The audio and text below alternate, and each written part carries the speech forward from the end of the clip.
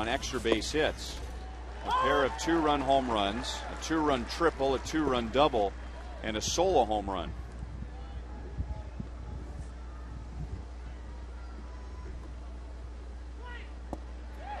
Six pitches, 2 strikeouts. But Ponson looks like he means business today. He's doing an outstanding job, Ryan. He's really getting ahead of the hitters, and really it shows you when you get ahead of the hitter, you can get guys that chase pitches. Here he's up 0-2, and he throws a great slider right off the outside corner. And Polanco doesn't chase very often, but he had to really have good deception to make him go after that pitch.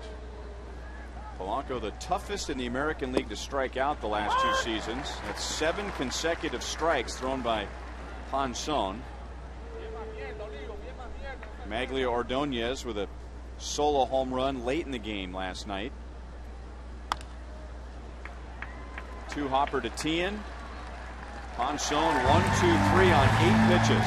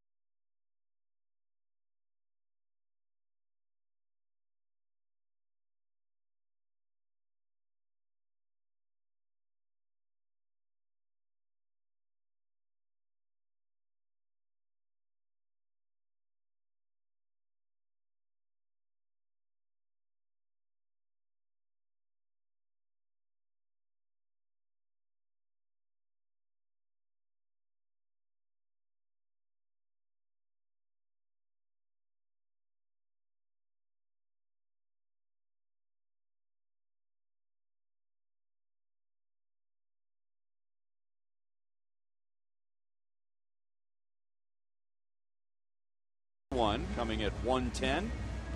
73 degrees at Kauffman Stadium. Winds out of the south at 20 miles per hour.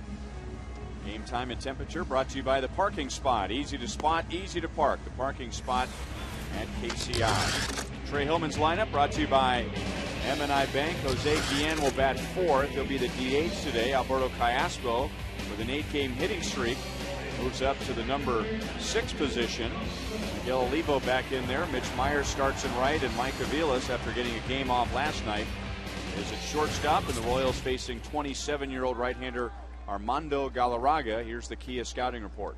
Well, Armando Galarraga is going to be pretty much in the sinker mode. He's got a quick breaking slider, pitches both sides of the plate, and really relishes pitching down.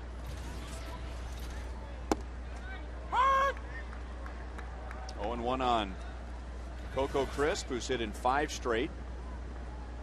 Did not face Galarraga last year. So his first plate appearance against Tiger right-hander who had a surprising 2008 season. You don't have to tell the Royals anything about that, because in 2 starts last year against KC, 1-0, 1.93 ERA.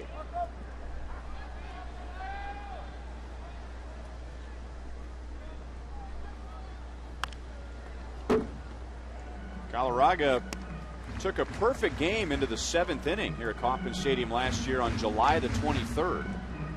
David DeJesus broke that up in the 7th, and he finished, Galarraga did, allowing just 1 run on 3 hits.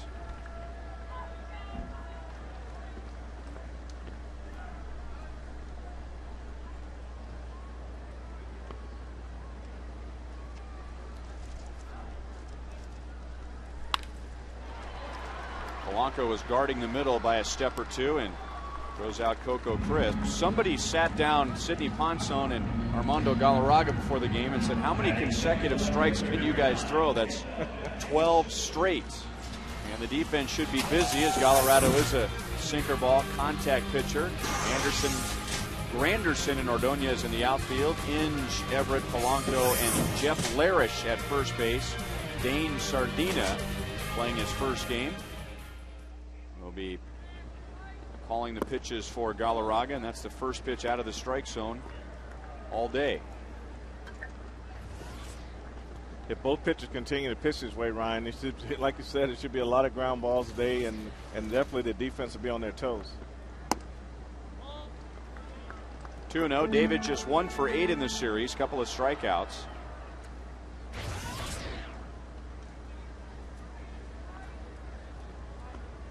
Happy to see a right-hander in there today.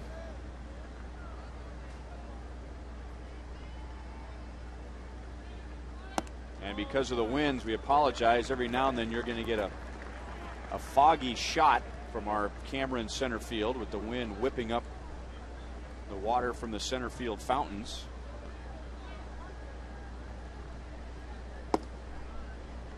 Three and one.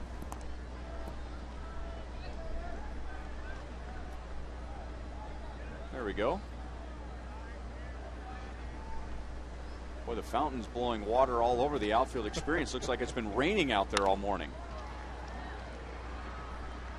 Adam Everett throws out David DeJesus. 2 down in the first inning, and we find Joel Goldberg.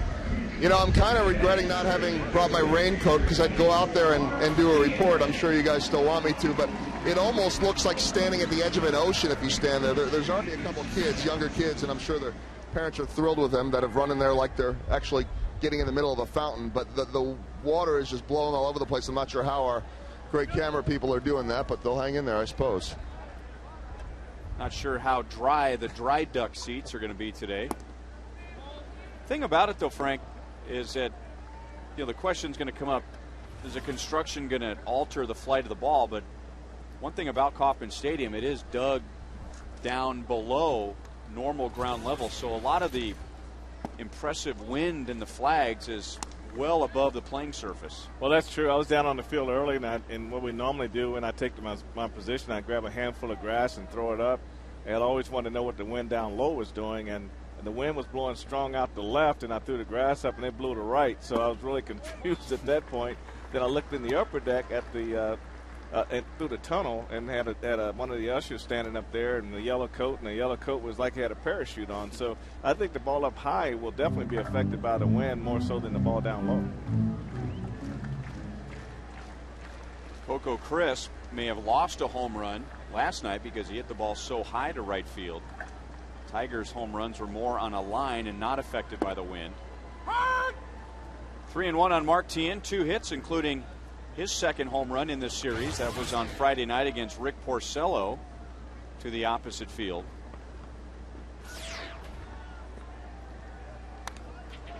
Full count.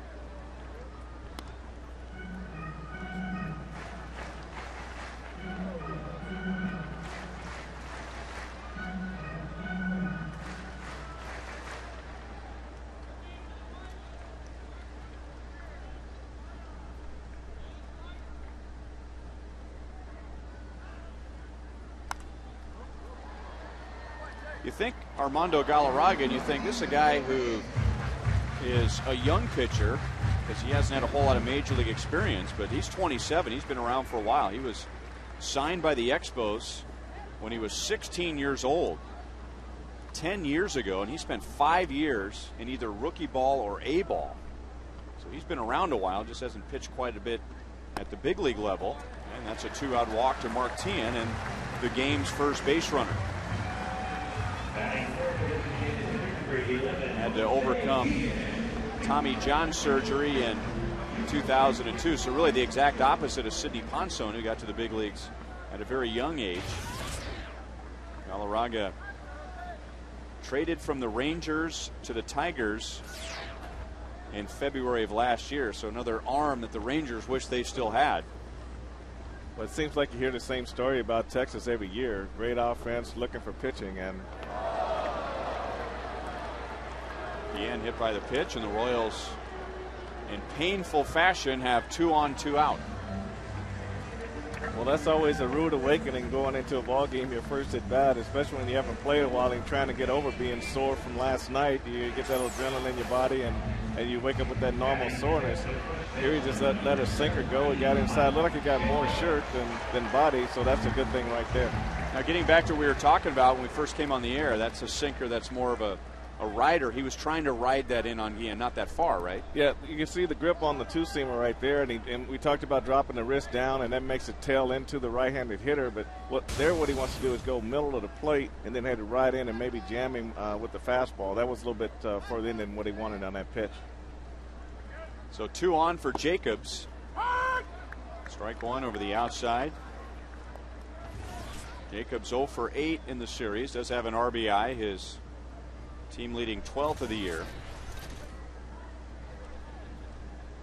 Tien at second base, reached with a walk. Guillen at first, hit by a pitch. So Galarraga has given the Royals a couple of runners.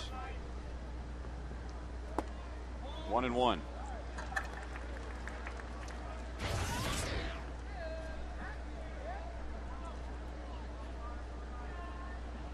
With a guy like Mike Jacobs and his pull swing, the two-seamer he most likely will use is the one that rides away from him, trying to get him to pull, and that will have forced him to hit a ground ball. Swings over the top of a slider, 1-2.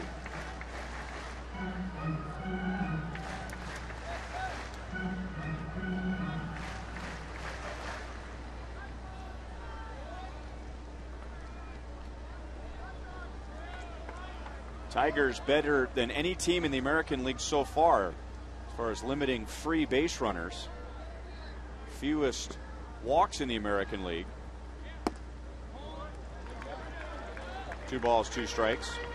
So a rare opportunity here with 2 on, 2 out. And the Royals leading RBI man up there. 21 pitches in this first inning from Galarraga.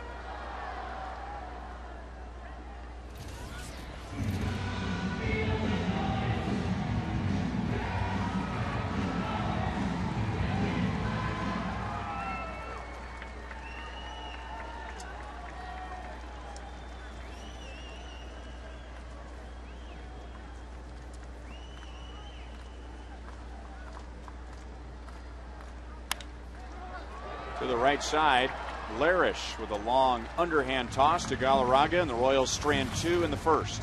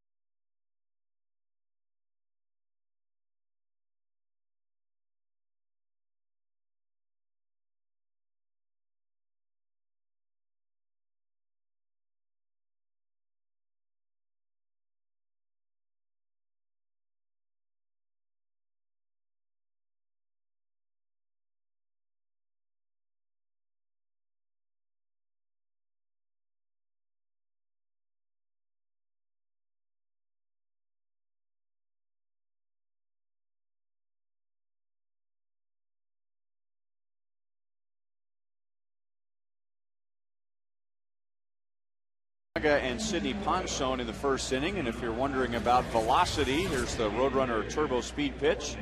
Both of them in the low to mid 90s. Galarraga 94. Remember, you can double your speed with Roadrunner Turbo from Time Warner Cable. 8 pitches, all strikes for Ponson in the first inning, including strikeouts of Granderson and Polanco. And now ball one on Miguel Cabrera. The dangerous Miguel Cabrera has been quiet in this series so far, 0 for 7 with 3 strikeouts. 2-0.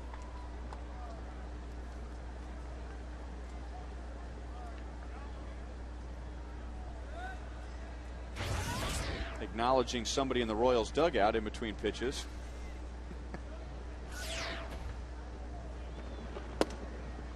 There are some guys who are just completely locked in and they don't hear anything when they're in the plate, and some guys can just flat out hit.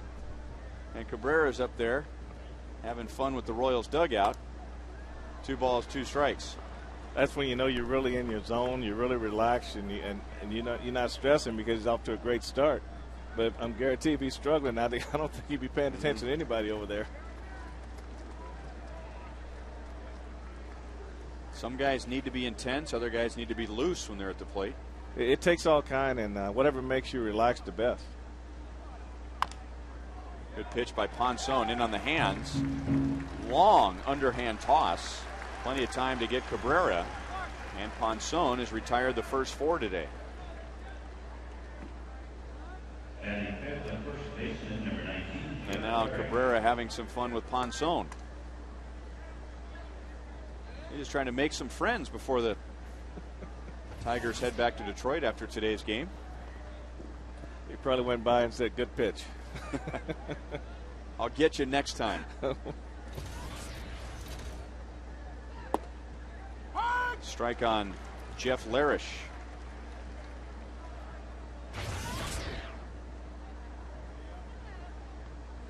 Larish has played defensively in the first 2 games. 0-2.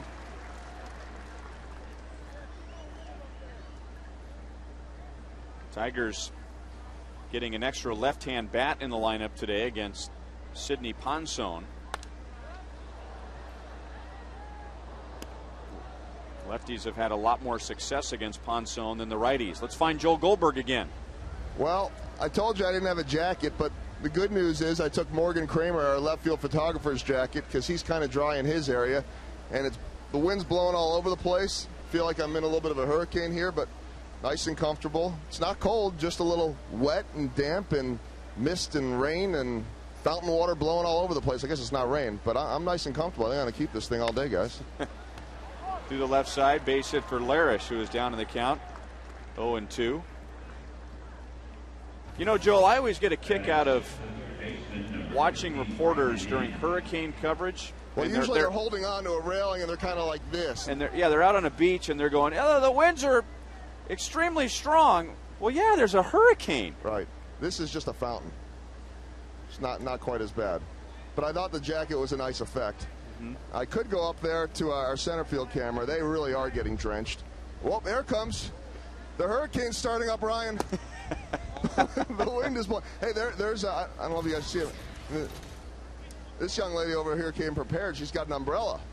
I don't think they remember their coats, so they got a little breeze, but they've got the umbrella, so they're protecting the whole family. Bring your umbrellas if you're coming out to this area. 1-1 on Brandon Inge. I'm going to give this back to Morgan. I'm going to make my way back because if the wind shifts, he's going to be wet and cold, and he's going to be kind of annoyed with me, actually. You know, those seats are going to be a lot of fun June, July, and August when yes. It's in the 90s with all that humidity.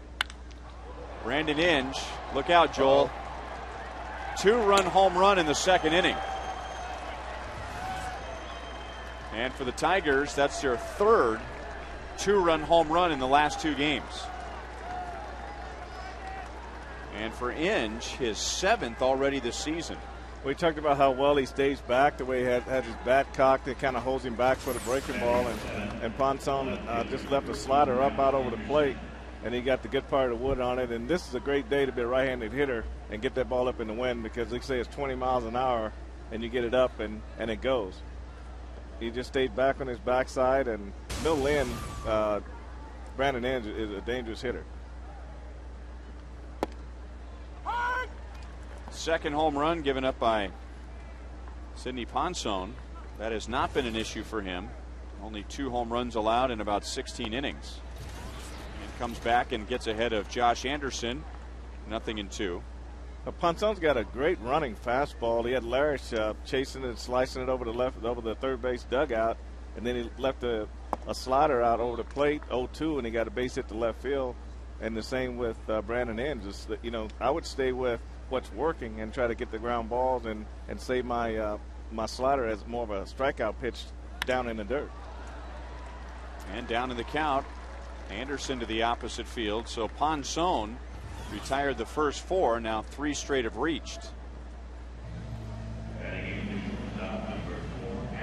This week on Fox Saturday Baseball, Grady Sizemore and the Indians head to Detroit to take on Miguel Cabrera and the Tigers. A showdown between division rivals. Fox Saturday Baseball returns this week at a special time, 2:30, following This Week in Baseball at 2 p.m. on Fox.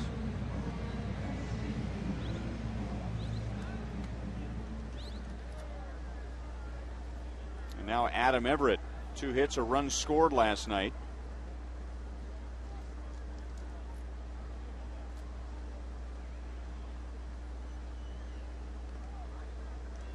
Got to keep an eye on Anderson, who's among the league leaders already with 5 stolen bases, 1 stolen base in this series. Thrown out only once. Ponzone going with the slide step, and it's ball 1 on Everett. Well, Anderson can steal bases. I remember managing against him in Double-A when he was with Houston and Corpus, and he was their leadoff hitter, center fielder. He's an excellent bunter and an excellent base stealer also.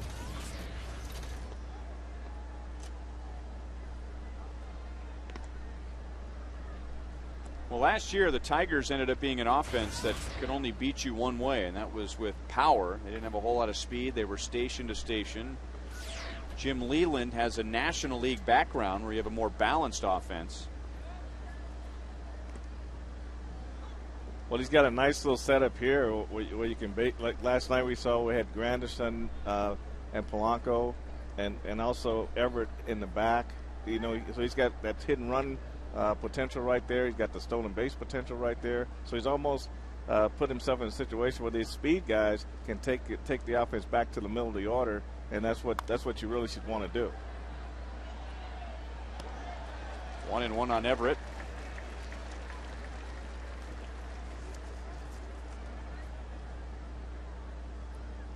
Well, the old baseball saying that speed never slumps. That's true. But if you don't have any speed. If you don't have any speed, everybody sits back and relax. Speed takes your defense. Your middle infielders are always out of position. The pitchers, the attention's always divided between the hitter and the base runner. The speed just really changes the whole game. 2-1. Well, it appears, too, Frank, that Sidney's attention is divided, going with the slide step to Everett and trying to prevent Anderson from not getting a good jump. And the one thing with the slide step you got to be careful of as a pitcher is sometimes it forces you to pitch up in the zone because you don't have a chance to gather yourself and get out over your front side and get the ball down. But in last night's game, when you got Anderson, Everett, Granderson, and Polanco all back-to-back, you can create some stuff right there. Anderson was running on that pitch. That was not really a good pitch for Everett to swing at on 2-1, so possibly a hit and run. That was more of a defensive swing than a hitter working with a hitter's count. Well, that's what you would think with a guy his speed running. You have that option. If you're a guy like Adam Everett, you're going to let him run. So I would say that was a hit and run also. Not running this time, and Everett strikes out, and that's 3 for Ponzone in an inning and 2/3.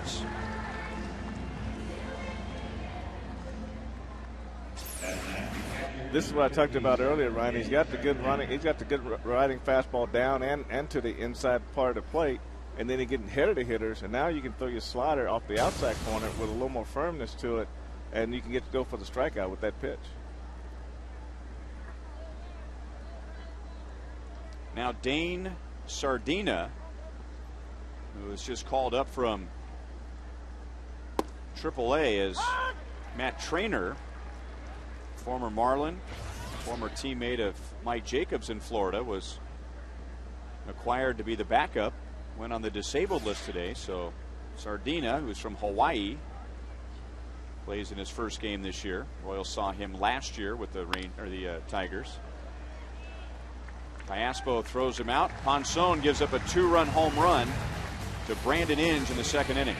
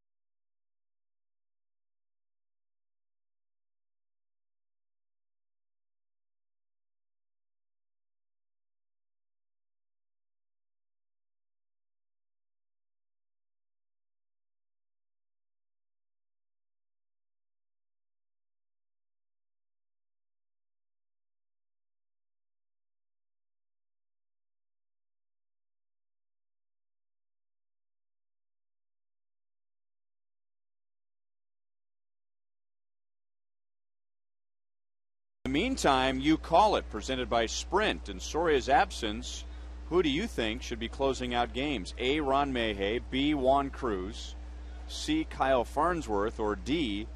Let the game dictate, meaning stay with the hot hand. If Ron Mayhay comes on in the 8th and looks good, do you leave him on for the 9th? Alberto Piaspo is out on one pitch, bringing an 8-game hitting streak in today. Text 432-432, enter keyword Royals, space, and then your answer A, B, C, or D.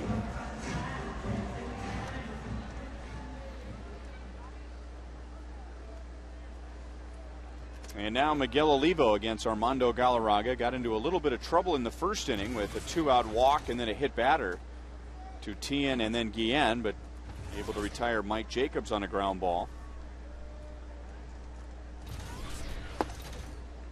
Slider for strike one on Olivo. 2 hits, couple of runs scored in the 6-1 win on Friday. John Buck was catcher for the Royals last night.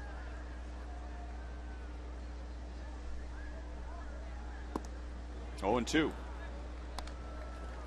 Well, Armando Galarraga's really taking advantage of Olivo's aggressiveness right here, Ryan. He's been going back through the middle of the last game he played. He got a couple base hits, but right now he's really pulling off the slider. And guys who have good sinkers and good sliders, they really take advantage of that by running the fastball up under your hands or going back outside with the breaking ball till you decide that you're not going to swing at it.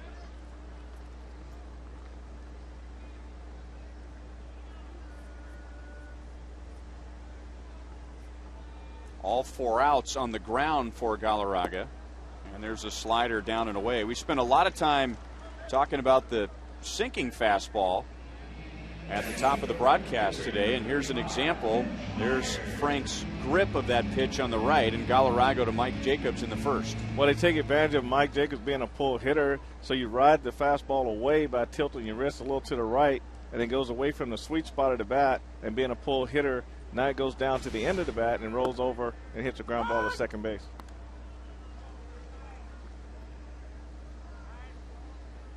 And now 0-1 on Mitch Meyer. Meyer started the game on Friday, appeared late last night, 2 hits, a walk, so on base 3 times. A double on Friday, his first hit of the year. He scored a run.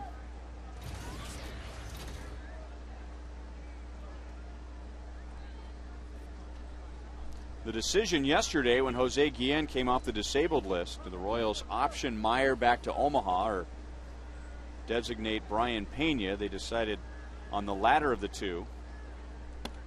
And Trey Hillman saying that he likes the option of somebody on the bench like Meyer. He's in the starting lineup today, but somebody who can come off the bench with some speed and some defense. You're right, because Mitch does have the ability to play all the outfield positions, and he can pinch hit for you and also pinch run for you. And just the options was just greater with Meyer over Pena in that situation.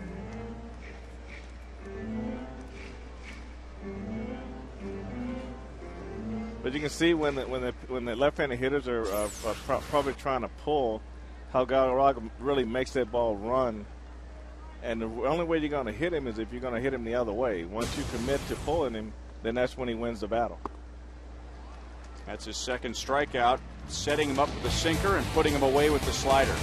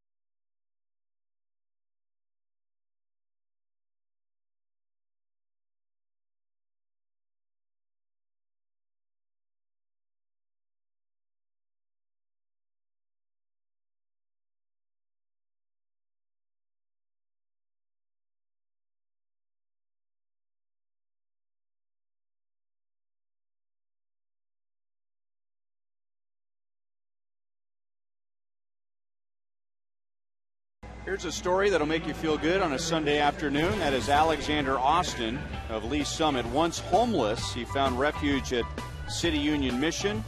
Once he got back on his feet, he began sharing his murals and art in Kansas City and jumped at the opportunity to return to City Union Mission and paint a mural on their new facility. And that mural, which was recently completed, depicts 5 homeless men like Alexander who are striving to find their own place in life. So congratulations and welcome to Alexander Austin.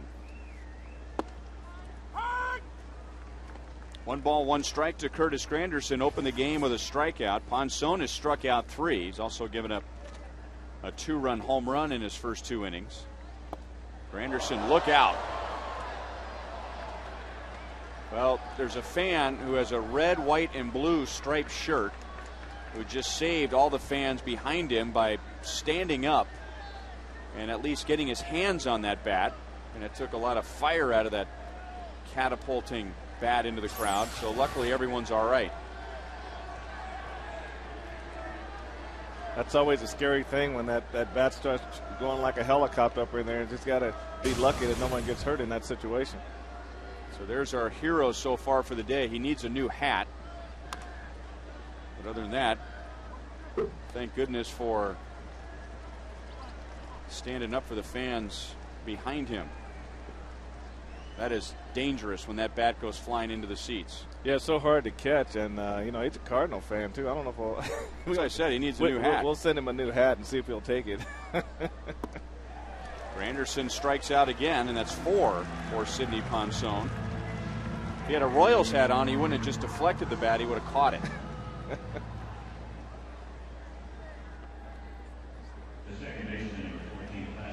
So 1 down in the 3rd inning, and now Ponson will face Placido Polanco.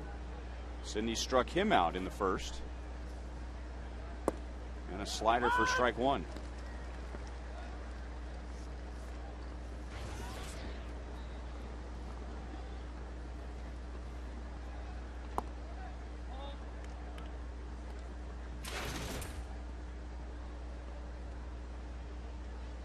Polanco's hit in 8 straight coming in today. Inside out to Alberto Callaspo, and Ponson, just like the first inning, retires Granderson and Polanco and now deals with Ordonez.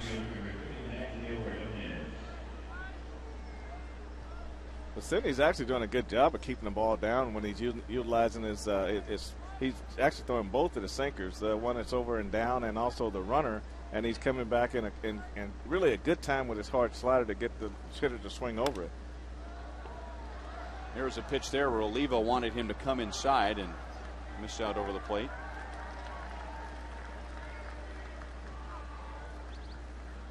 You know, a lot of times pitchers have 3 or 4 pitches, and sometimes they're all not working, or maybe the sequence is not where you want it. But you got to figure out what you're trying to do with each hitter. If you're trying to induce ground balls, you throw your 2-seamer and let it sink, and then you work off the plate with your slider with 2 strikes to try to get the strikeout. But the biggest thing pitchers can do is get the first pitch strike over, pitch to contact.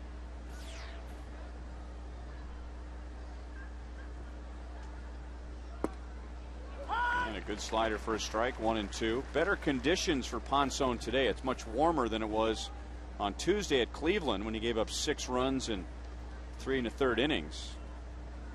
He was in trouble all night, gave up 3 walks in the first.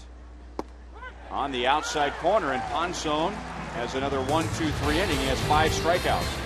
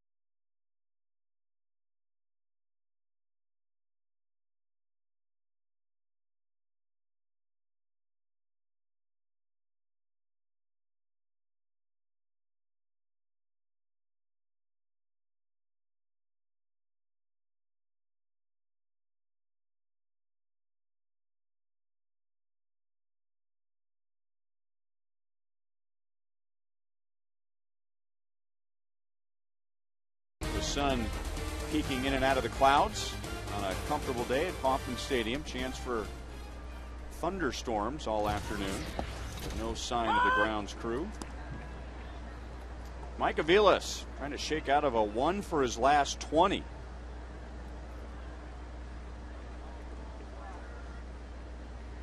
Royals lost a tough one on Thursday afternoon in Cleveland, but I thought maybe the silver lining from that was that Aviles got a base hit in his last at-bat, but then 0 for 4 on Friday against the Tigers.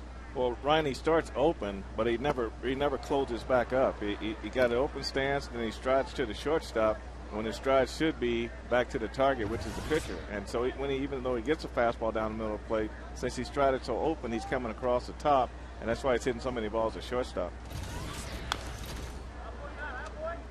Galarraga really getting him to reach out of the strike zone and swing. As a hitter, if you never close your front side back up, then you really can't drive the ball the other way. You can hit it that way, but not with any type of authority. And what Galarraga is trying to do is exploit the fact that he's not closing up by keeping the ball on the outer half of the plate. And Mike was very lucky to even foul that last pitch off. 2-2.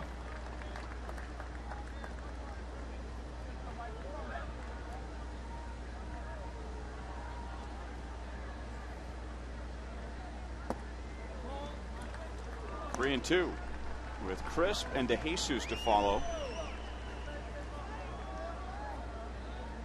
I think they're probably going to want to go away right here after pounding the fastball in on him. And the slider stays out over the plate. Aviles flies to Granderson in center field, and one down.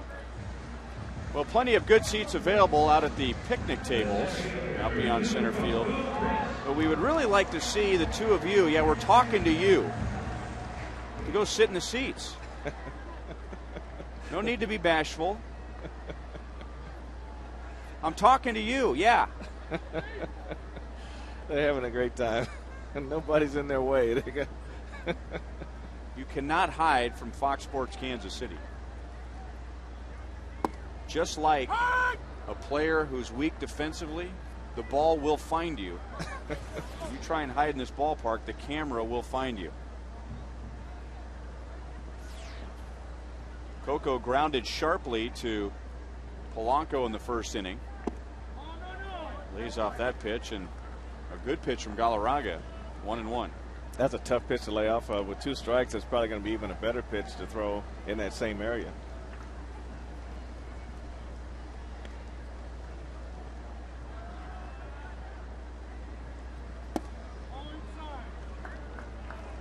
Two balls, 1 strike. Royals without a hit so far against Galarraga. They got a 2-out walk to Tien, and then Guillen was hit by a pitch, but Galarraga able to get out of that. Now has retired the last 5. 3 balls, 1 strike.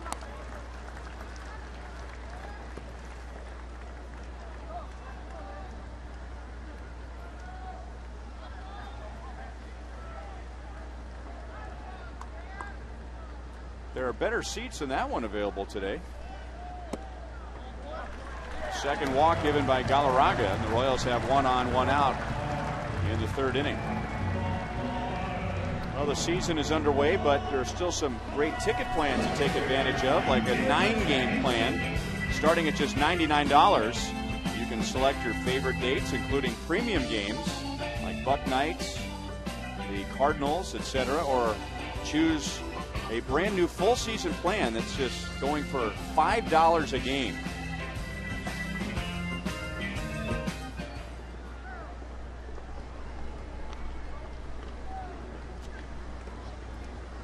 Coco has stolen 2 this year, thrown out once. The Royals are last right now in the American League in stolen bases and stolen base attempts. Only 8 attempts in their first now 17 plus games.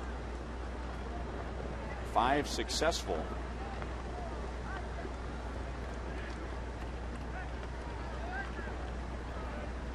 Boy, Coco's lead was so big that he couldn't believe it was true and slammed on the brakes. I think he scared himself. He stopped, and Galarraga still hadn't picked him up. He could have went into second base standing up that time.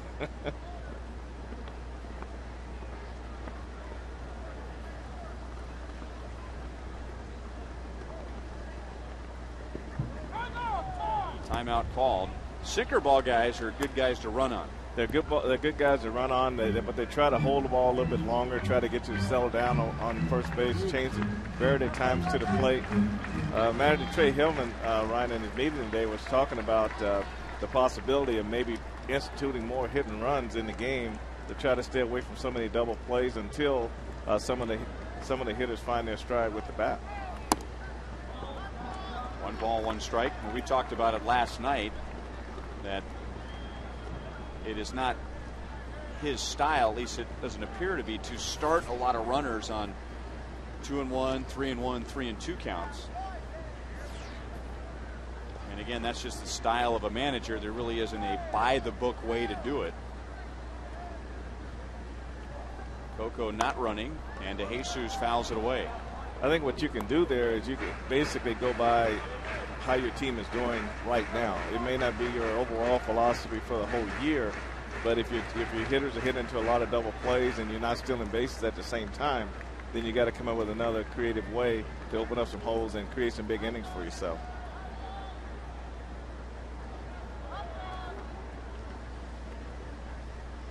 Six runs for the Royals on Friday. One last night. Still 1-2 on DeJesus, and the Royals still searching for their first hit this afternoon against Galarraga. Yeah, sometimes, Ryan, you have to go against the grain. You have to go against the book, what you should do. Because if your team is not playing well, going by the book, that book will sink you. Sometimes you got to go against the book in order to create something that's going to be more positive for your offense when they go on the field. Where does that book exist, by the way? Can you buy that book? Or ball, third strike. Down goes DeJesus. Galarraga with his third strikeout. I don't think it's a book. I think it's just one of those things where everybody does this in this situation. They try to stay with it. But I think you have to do everything based on your talent and what you have available at the time. So Crisp at first and 2 down, and now Mark Tien, who also walked against Galarraga.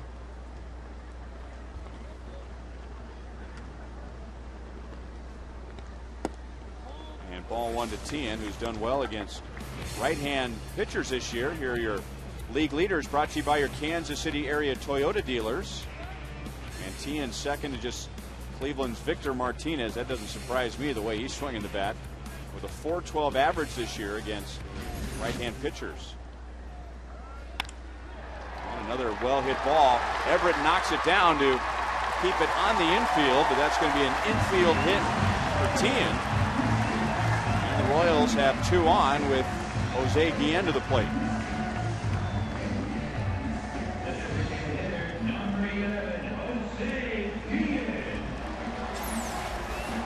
You know, Ryan, there's that riding fastball that goes away from a lefty, but with the way Tien goes that opposite way, he stayed on that ball and he struck that ball very well. Everett did a great job just knocking this ball down, and maybe another runner other than Crisp, he might have got that force out at second base.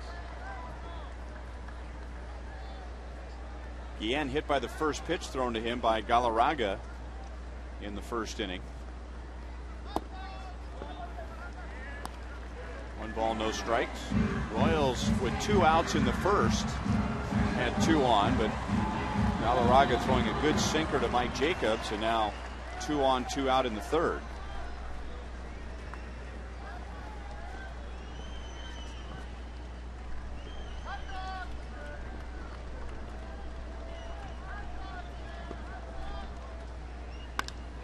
Lined into center field, sinking on Granderson, and it drops. Coco to the plate, the throw is cut off, and it's a 1-run game. Guillen drives in his first of the year.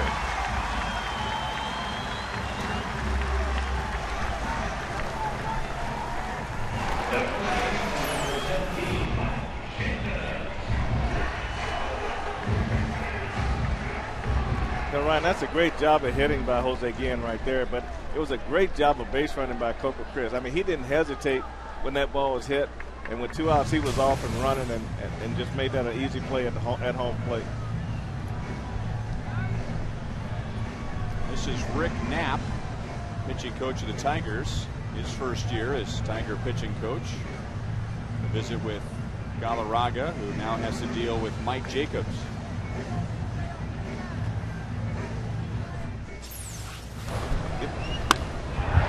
That was just no hesitation at all. And with 2 outs, it shouldn't be. A lot of times, a line drive like that, the base runner hesitates just a little bit.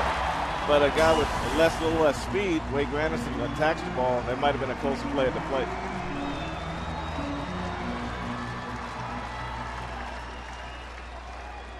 That's what the Royals have been waiting for with Jose Guillen. They want someone in the middle of that order that can drive in runs and bring some respectability throughout the lineup, and he's the one guy in that ball club that can get that done. Tien takes off for third base, and even if Sardina received that cleanly, he had no chance to get Tien, who steals his first of the year. When you're stealing third base, they say third base is a lot easier to steal than second base. But if if the pitcher's not going to pay enough attention to you to speed it up to home plate, then you might as well take advantage of that. It would have been neat, though, if Jose Guillen's legs probably felt better, that you could have got two guys in score position on that play. You know, it always seems like it's an opportunity to make something happen right after the pitching coach goes out to the mound. It's almost like the pitcher becomes so shallow thinking or narrow focus, you know, like focusing on the hitter, focusing on whatever the pitching coaches had to say that a lot of times managers will send a runner or do a hit and run right after that. Well, that's true, and if a pitcher's throwing a pretty good ball game and all of a sudden gives up a big 2-out hit, a lot of pitching coaches like to go out and just kind of calm things down, and that just adds more pressure to the situation. Jacobs down, 1 ball, 2 strikes. You know, the one advantage of Jose Guillen staying at first base is that hole open between first and second. So if Mike Jacobson get a ball down in his zone and get it in that hole, it'd be an easy pickup of a base hit and an RBI. Jacobs is 0 for his last 12. 2 balls, 2 strikes.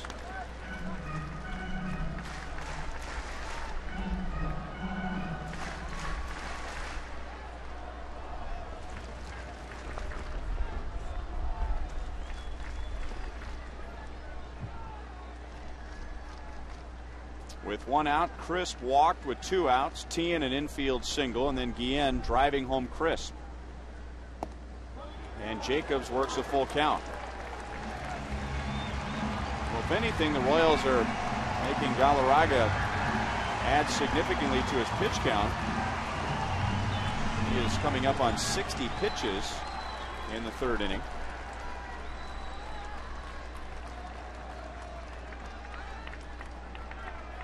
Guillen will take off from first on this 3-2 to Jacobs.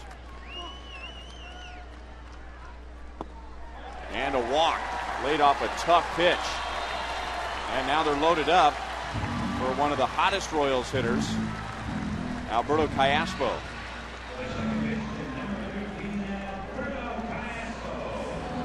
So 3 walks given up by Galarraga. Callaspo out on a ground ball to second base his first time up, has an 8-game hitting streak coming in today. Callaspo really swings at the first pitch a lot. He only saw 1 pitch his last at bat, so you'd like to see him kind of get a look at him and kind of see what he's doing and just don't hit the first pitch. I think on the road he hit the first pitch a lot. Even though has a hitting streak, he's making a lot of outs on first pitch. Sardina saving a run. A couple of nights ago, Callaspo hit his first major league home run. They've got a high fastball and really jumped on it and got it well up in the, I guess you call that standing room only area up there in right center field. Tien at third base, Guillen at second, Jacobs at first. A run in for the Royals here in the bottom of the 3rd. Right to Polanco, who fumbles. He has plenty of time to recover, and the inning is over. The Royals are on the scoreboard. Martin with the Royals' first hit, Guillen with the first RBI, Crisp scoring the first run.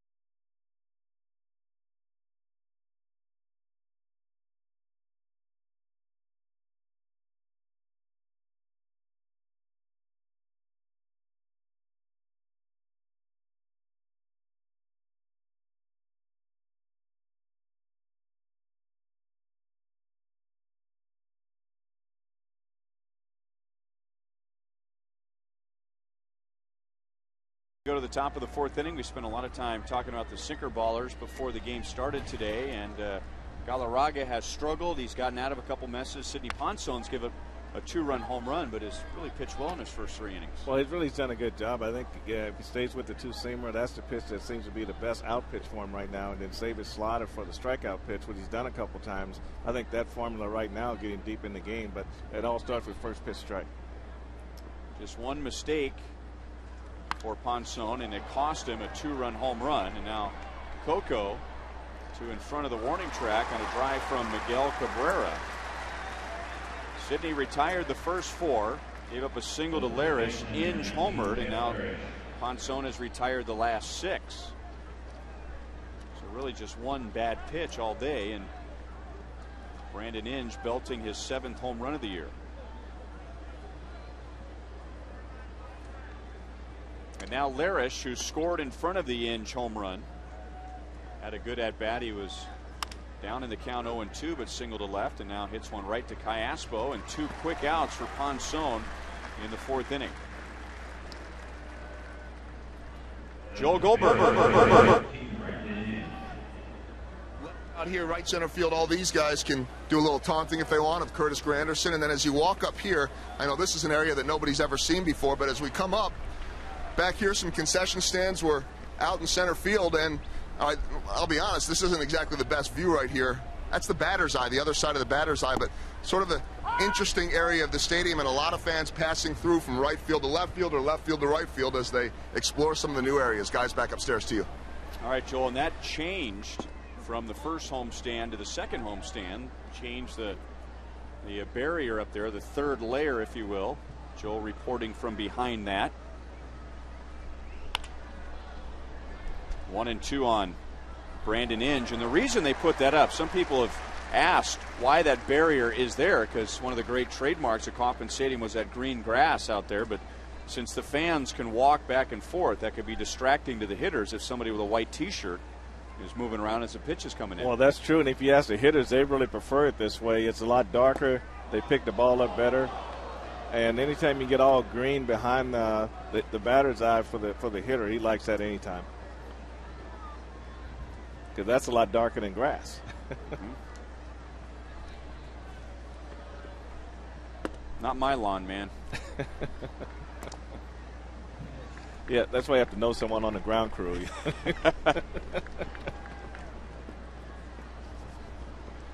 Inge with a 2-run home run in the 2nd inning. Ponson didn't get a call 2 pitches ago. He gets that one. Sidney has struck out 6.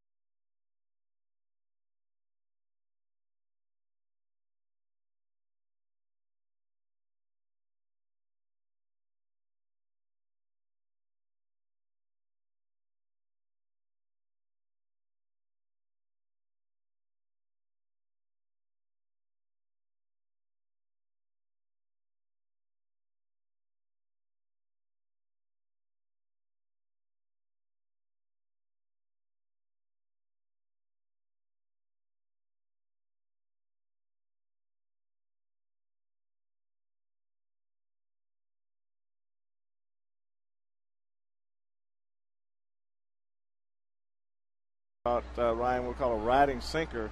Probably starts on the outside part of the plate, then he just comes back in and catches the outside corner for a strikeout. And he can use that pitch in that capacity, and also he can use it where he starts it. He got the wrist off to the side, and that's what makes it run. But he can also start that pitch on the inner half, and then you can get some jam shots on the right-hand hitters.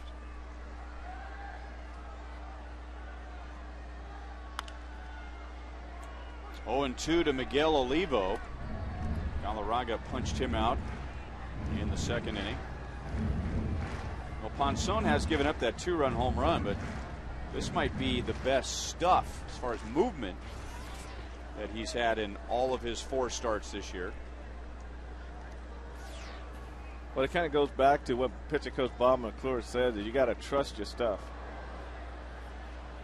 Olivo was really fooled by that pitch from Galarraga, who strikes it out again. So Miguel really not picking up the ball out of Galarraga's hand. 1 down in the 4th inning. Well, Galarraga can be real deceptive, and when pitchers are deceptive, then you really need to try to work him the other way and back through the middle.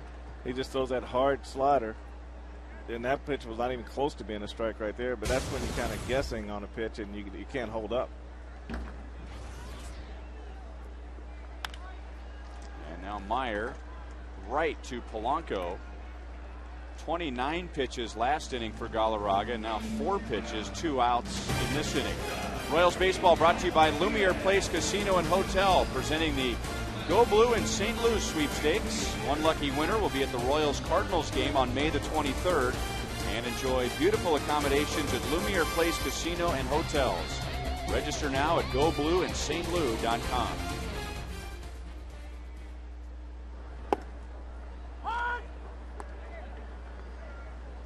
0-1 to Mike Aviles, flied out to center field in the 3rd inning.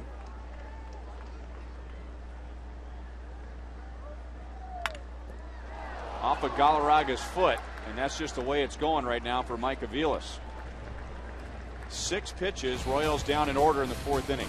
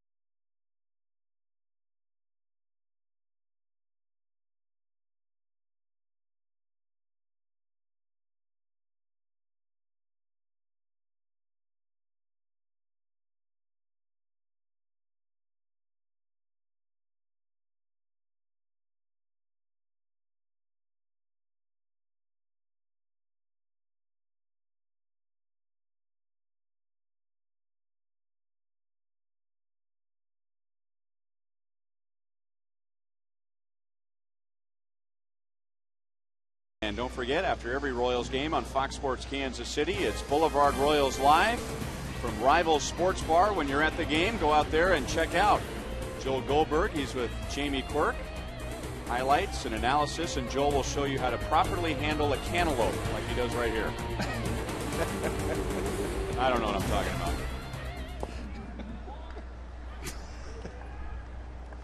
It's a basketball. Yeah.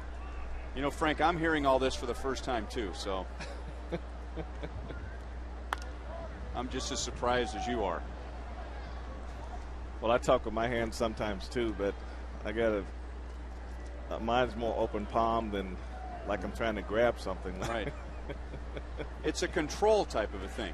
You know, you're more of an open, you know, it's about the team. Joel's more of a, you know, contain things and control and He's in the booth next to us, so we're making faces at each other.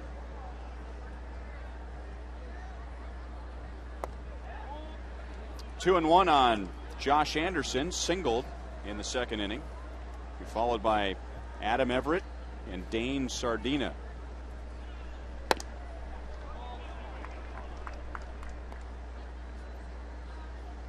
Sidney Ponson has struck out 6 in the first 4 innings.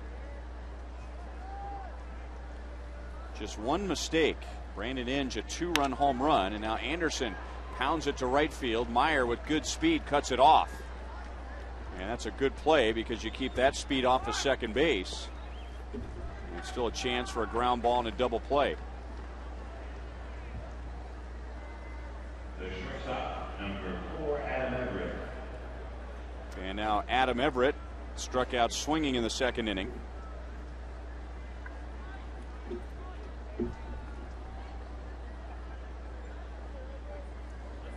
Adam Everett's last at bat, Jim Leland attempted to hit and run in this situation. We'll see if well, let me go back to speed first. If you have the speed to steal second base, managers don't like to hit and run that much. But if a pitcher's quick to the plate, then they may opt to put the hit and run on just to create a lane for a cheap base hit through the infield. Everett has 2 sacrifice bunts. There goes the runner. Olivo's throw is just to the third base side. Boy, Anderson can really run. Stolen base number 6. You know, he gets great jump and he accelerates really fast. Miguel does everything he can to get a good throw down there, but he actually stole that base off Ponson. So now we'll see if Everett lays one down. Well, the Royals are in on the corner, so they're expecting a bunt in this situation.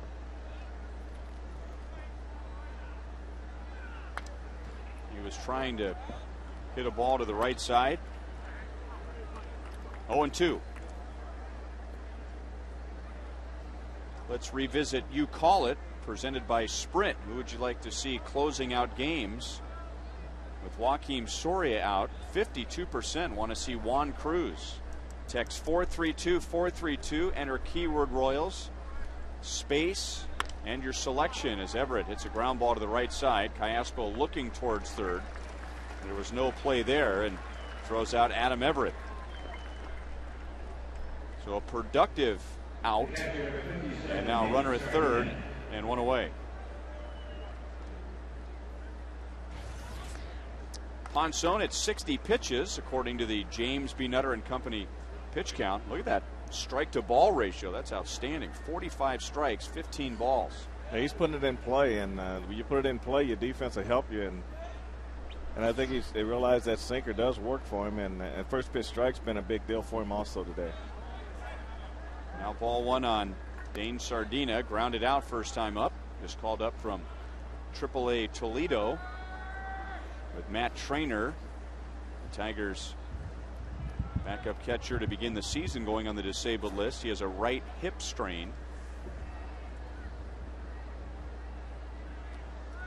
Infield in with a runner at third, one out. That's what Ponson wants Sardina to do, chase those sinkers down. He wanted to do that. He missed his mark. Olivo actually wanted to pitch away, and he got that pitch. He wanted to pitch in, and he got that ball away. So I think he wants to ride that sinking fastball up in on his hand and try to get him to roll over and hit a ground ball to third base.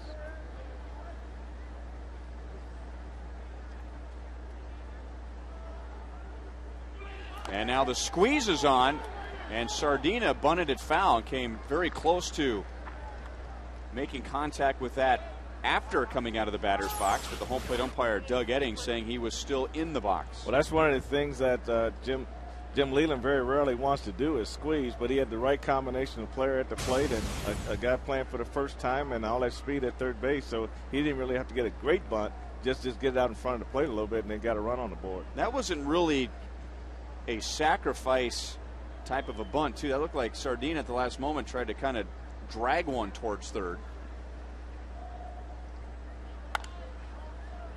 Still 1 ball, 2 strikes. Well, on the squeeze bunt, the hitter's got to wait until the pitcher almost has that landing foot down before he squares the bunt. And the hitter's going to go, the base runner's going to go as soon as he sees that that pitcher's foot come down. So all he has to do is just get it out in front of the plate just a little bit. But if you square too early, then that's when times you get a fastball up and in and get you off the plate and clear a lane for the catcher to make the tag. So it's got to be synchronized pretty good. Now, regular sacrifice, you have to tell yourself you're an out and you just want to put the bunt in a good spot. But a suicide squeeze, just bunt, right? Doesn't matter where it goes. Well, you should be out if you do it. So it's the same approach, only you got to make sure you foul, at least touch the ball somewhere so your runner won't be out. Where a lot of guys on a suicide, just a regular sacrifice, they'll take it. Line to center. Coco has good momentum coming forward, but Anderson has great speed, and the Tigers lead 3-1. So Sardina didn't get the squeeze down, but picks up an RBI with the sacrifice fly. The center fielder, number 28, Anderson. Don't forget, Royals have some great discounts this year and packages for 20 people or more through Royals Group Sales. You can reserve the best seats or one of the new areas like the Bud Light Party Deck on top of Rival Sports Bar, or one of the new party suites in the Hall of Fame building. So group tickets, perfect for families, friends, and all types of events. Give the Royals a call, ask for group sales. 2-0 to Curtis Granderson, who has struck out twice against Ponson.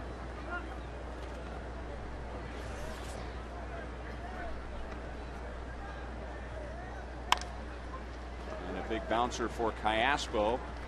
Tigers add to their lead. Leadoff single, a stolen base, and a sac fly.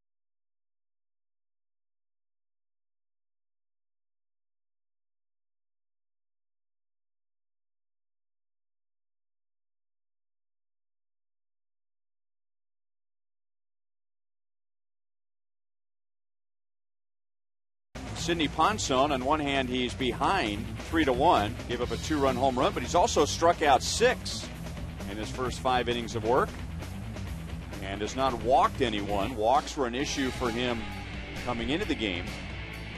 The Royals with just 1 run through 4 innings against Armando Galarraga and have the top of the order in the bottom of the 5th.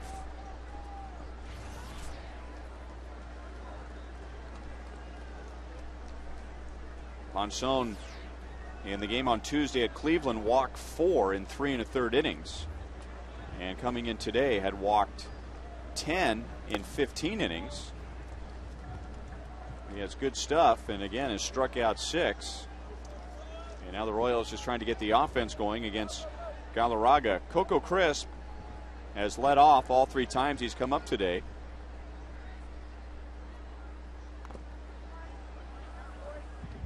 Let me check that. He walked with 1 out in the 3rd inning, and then with 2 outs, scored on a single from Jose Guillen. The Royals had a chance to turn that into a big inning, but Galarraga able to retire Alberto Cayaspo with the bases loaded. The Royals have stranded 5 in the first 4 innings. 2 balls, 2 strikes.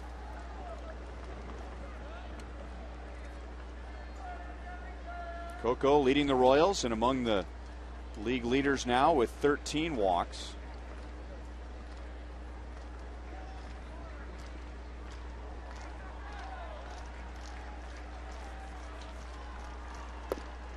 And he works a full count.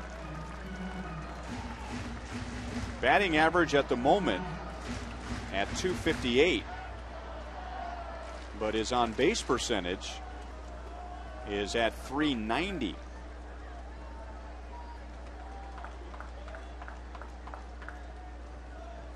Another walk. That wasn't even close. 4 walks from Galarraga, and his second to Coco Crisp. Well, Wednesday night is the next Inc. College night. Royals and the Blue Jays, high school and college students with a valid school ID, can get tickets for just $7. But everyone can enjoy the concession specials in the outfield. Royals and Blue Jays, 7:10 on Wednesday, but the gates are open for a happy hour special at 4:30. DeJesus didn't pull the bat back in time. David has struck out, grounded out. Just 1 for 10 in this series with the Tigers. I don't really think David wanted to bunt that ball with Engine at third base. I think he was trying to fake it but didn't get it back in time. And Galarraga's really been dropping his arm down a little lower, and the ball's actually running off the plate. They just recognize it being a ball right out of his hands. And now down, no balls, 2 strikes.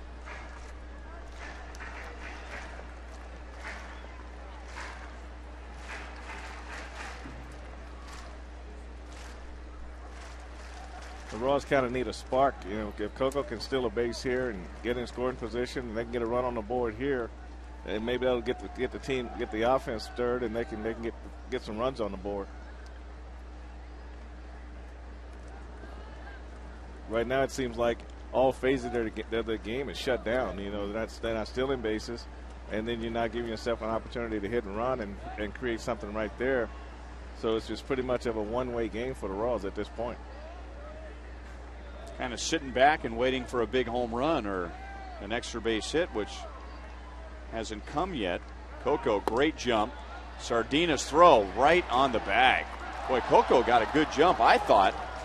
But you talk about a perfect throw. That was a great throw and a great jump. But Galarraga's not that slow to home plate, and that makes a big difference too.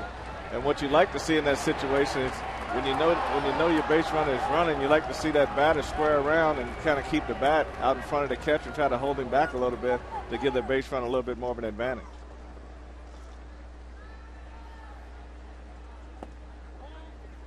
2-2 on DeJesus. That's the second time this year. Coco's been caught stealing. He's been successful twice.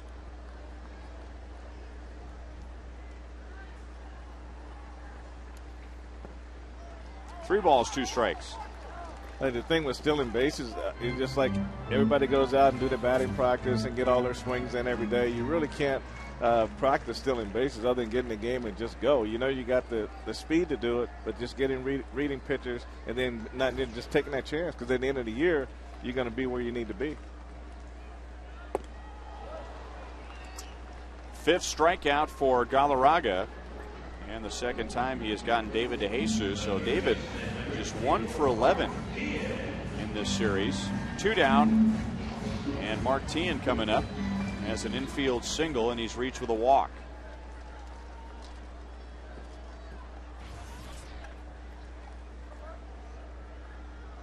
Teahan has hit in 7 straight games.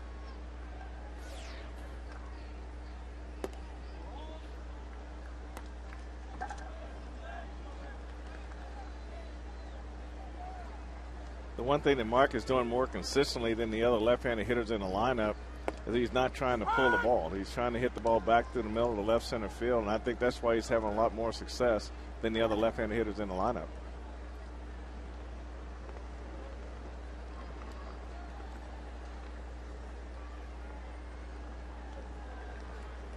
So Tien down to first base. That's the 4th time he's been hit this year. And the Royals again trying to build something with 2 outs. 2 outs, nobody on in the first. Tien walked, and then Guillen was hit by a pitch. But the Royals couldn't get any of the runners home. With 2 outs in the 3rd inning, Jose Guillen singled to score Coco Crisp.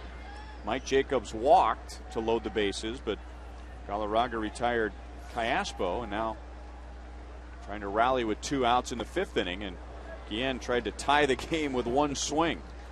That was a tough pitch to do it with on the outside corner. He was probably fortunate he swung through and missed that one.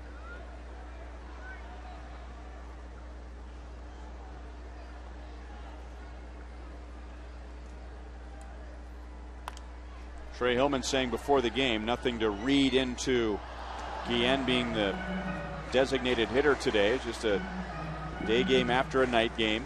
Still plan on playing him quite a bit in right field. Also felt that Billy Butler could use a day off. So Mike Jacobs going from the DH role to playing first base.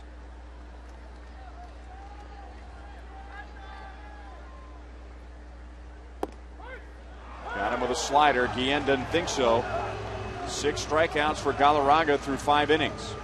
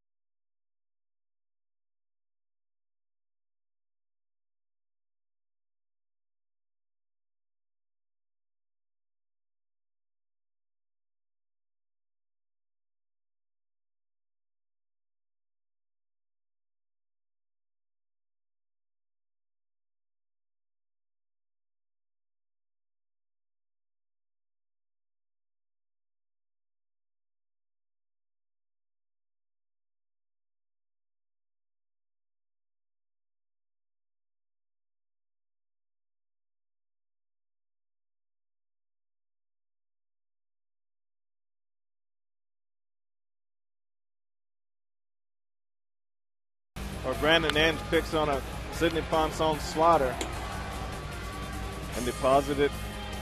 I'm trying to figure out what to call that second section out there by the Hall of Fame, but it was deep left field. Let's call it the Frank White patio. Okay, good name. Coors Light Freeze Can brought to you by Frost Brewed Coors Light, the world's most refreshing beer, and you can enjoy a Coors Light out on the Frank White patio.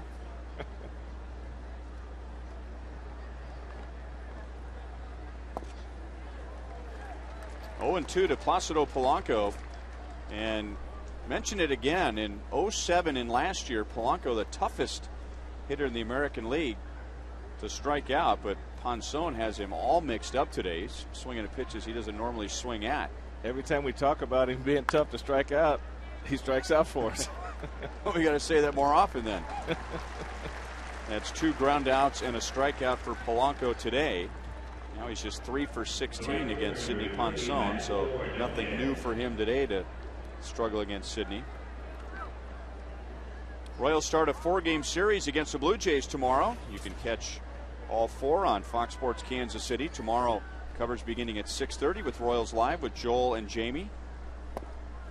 And tomorrow it'll be Brian Bannister, who was so good against the Indians on the last road trip. David Percy pitches for the Blue Jays. 0-2 on Maglio Ordonez, who was 1 for 11 in this series. Had 1 hit, his first home run, first extra base hit of the year last night. And it's not often Ordonez has a series like that in this ballpark. He's a .334 career hitter at Kauffman Stadium with 14 home runs in 78 games. 2 up, 2 down against Ponson in the 6th inning. Today's copyrighted telecast is presented by the authority of the Kansas City Royals. May not be reproduced or retransmitted in any form, and the accounts and descriptions of this game may not be disseminated without the express written consent of the Kansas City Royals Baseball Corporation. Miguel Cabrera, that's his first hit of this series. A 2-out single to left. We just had a nice look at Joel Goldberg, Jamie Quirk, and there's Frank's youngest son, Jordan. He's going to graduate from high school this year. Oh, and we're so happy. It's been a long run.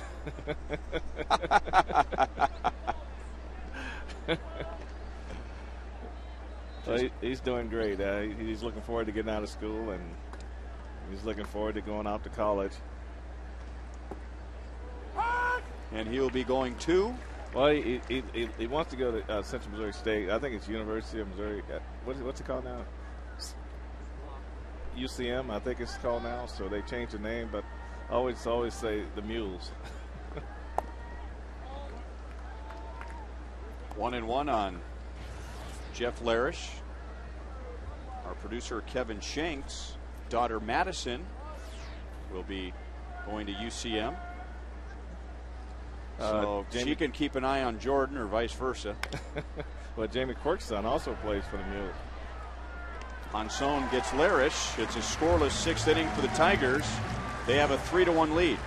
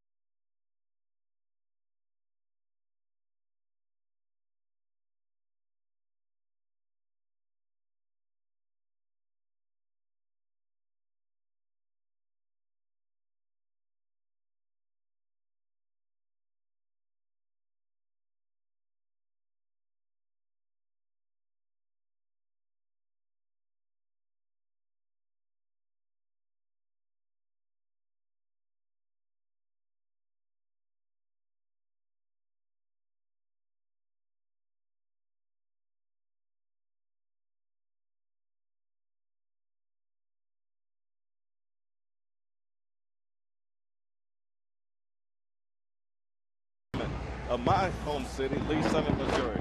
If the Royals hit a home run in this inning, Lee will win $1,800. But if the Royals hit a grand slam out of the park, Lee will win $25,000 from Sonic and the Kansas City Royals. And a good candidate leading off here, Mike Jacobs, who has 4. Galarraga jumps ahead of him. Jacobs walked to load up the bases with 2 outs in the 3rd inning, but Galarraga got Cayaspo to ground out. Jacobs grounded out in the 1st.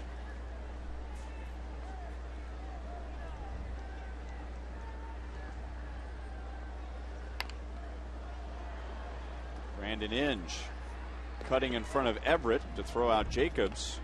Get the feeling, Frank, that this is not Armando Galarraga at his best, but he's finding whatever he needs to get through it. He's making some great pitches, especially to the left-handed hitters. That ball to Jacob just darted off the plate and Mike tried to follow it, but just got it right up the end of the bat. But he gets in trouble when he drops down a little too much and it gets the ball right out of his hand and runs way off the plate. But if he makes it interesting out over the plate, the left-handed hitter's been trying to roll over and pull it and giving Polanco some action at second base. 2 ground outs to second base from Callaspo, and exactly what you're talking about, rolling over on the sinker. 1-1. And when we say roll over, it means that you already extended your swing and your wrist roll before you hit the pitch, and that's what causes the ball to go to second base. If you stay under it, down through it, now you hit your line drive in the left center field. 2-1. Whoa. Doug Eddings showing off his arm. You see that? Doesn't have a bad arm. Home plate umpire just firing it back to Galarraga. You want a new baseball? Here you go. Look at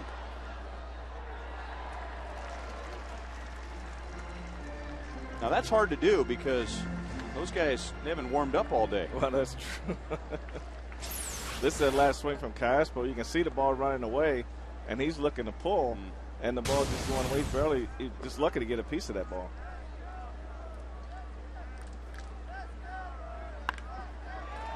Got a hanging slider and belts it into the right field corner and just missed his second career home run. Into second base with a 1-out double.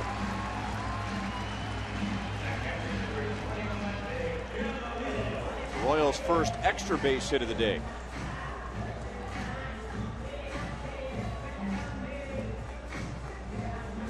Well, this is what I call a recognition by the pitcher when you got a hitter beat, and look, it goes after that running fastball that we say riding fastball away.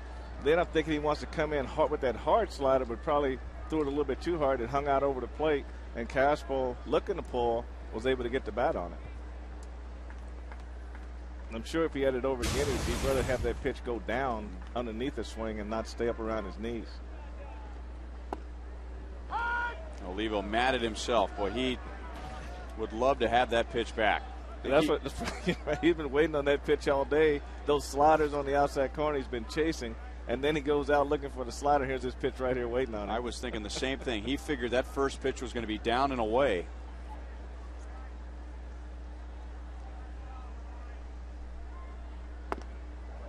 Over but low. 1-1. Olivo has struck out twice against Galarraga. Both times swinging over the slider. Last time, Galarraga really had him mixed up, swinging at a pitch that didn't reach home plate. Bobby C., the lefty, Juan Rincon, the righty, throwing behind Galarraga, who is over 80 pitches, approaching 90. And now Olivo, there's that slider down and away. 1 ball, 2 strikes.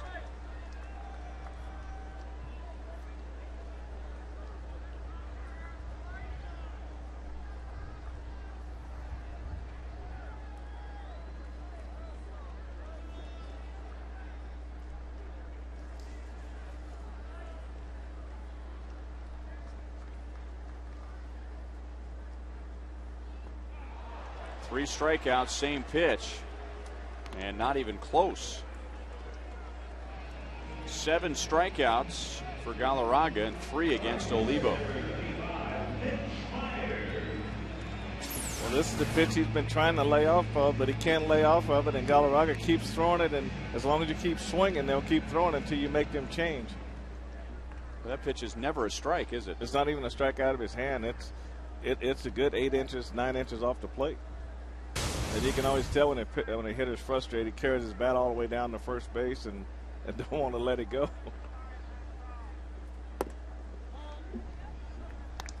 One to know now on Mitch Meyer. Has struck out, grounded out. Callaspo down at second base with 2 away.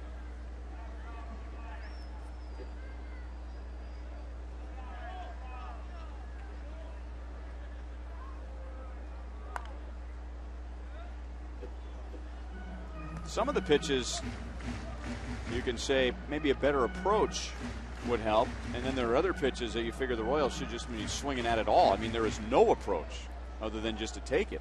Well, that pitch right there, Olivo's probably better to go up and just take a couple pitches and try to get his bearings on the pitches themselves, because they're not going to throw a strike unless you make them throw a strike, and you do that by taking pitches and getting them in a hitting count to where you have the advantage. Meyer into the right field corner. Just a little bit out in front.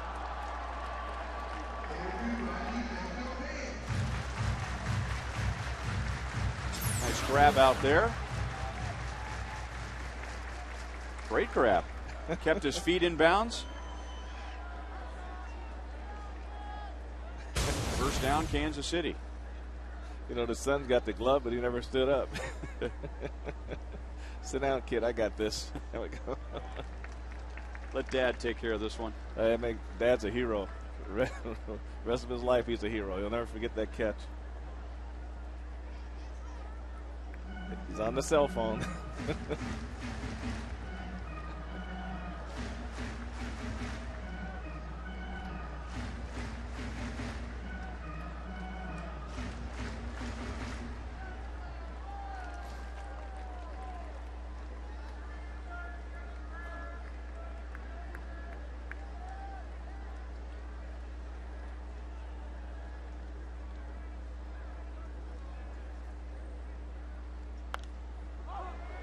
Meyer hanging in there. Just waiting for a rare mistake from Galarraga today.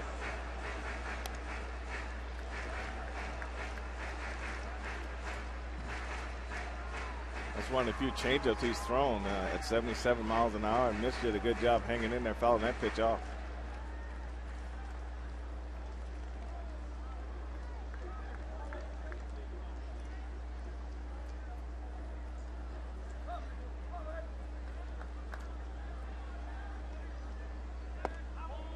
Just missed the corner. Galarraga was getting ready to run off the field thinking that was his 8th strikeout of the day. He's done an outstanding job keeping the ball down. And he's been able to work through a couple of rough spots with his control, but all in all, he's been around the plate.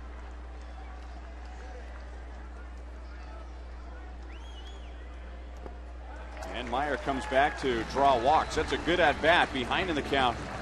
1-2. The tying runner on base with 2 outs, and again, the Royals are just waiting for that big hit all day. With 2 outs, they've had plenty of base runners. Stranded 6 in the first 5 innings. And before Mike Aviles steps in, a visit from pitching coach Rick Knapp. Well, this would be a big at bat for Mike Aviles if he can get a base hit right here. You know, he's trying to get his average going the right direction, and the only way to do that is get a big hit with men on base to boost your confidence, and a hit right here would definitely take him a long way.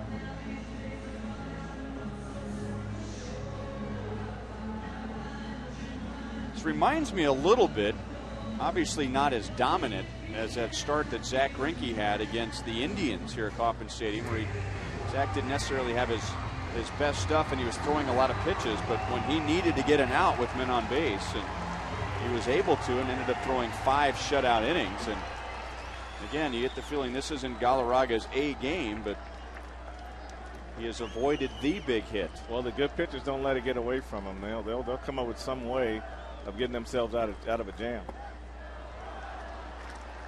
And Mike Aviles and Miguel Olivo both are having a tough time laying off that pitch. Well, both guys have similar approaches today. They're striding away from the target, and their front shoulders leaving early, and they're not really picking that slider up. It looks good when they stride, but when they swing, it's out of the strike zone. Aviles wants to know, is that a swinging strike or a called strike?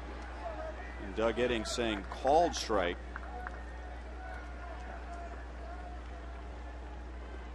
Aviles has flied to center, grounded back to the mound, and now just 1 for his last 22.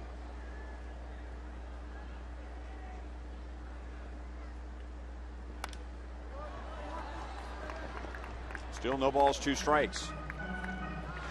In his last at bat, Galarraga ran a fastball up and in about the waist inside to get him off the plate. Then he went back away with a hard breaking ball.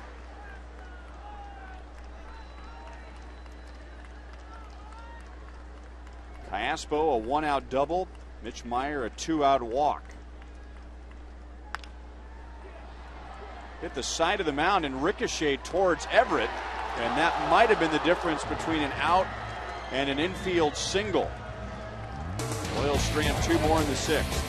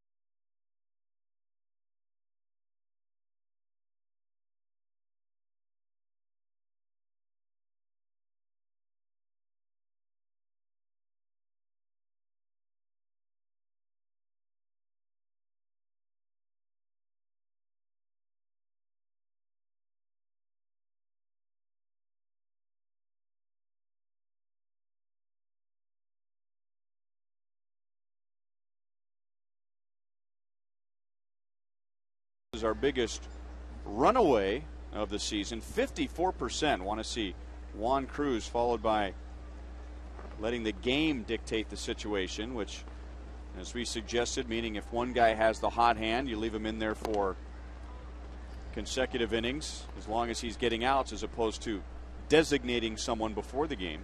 Well, I think that's the direction that manager Trey Hillman is opting to go, is just go as the game dictates and who's got the hot hand.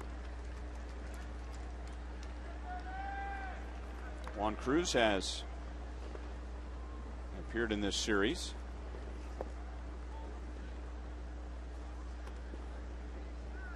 Pitched a scoreless inning last night as the Tigers beat the Royals 9-1. Royals won game 1 of the series 6-1, so this is the deciding game. Right to Aviles at shortstop. Brandon Inge is retired. He has the big hit of the game so far, a 2-run home run back in the 2nd inning. Well, as the weather warms up, we can start talking about T-shirt Tuesdays, and we have 6 of them this year. The first one is on Tuesday, April the 28th. You'll get this one, a nod to 1969. That's the Royals' first year in Kansas City. So update your closet for free thanks to AT&T.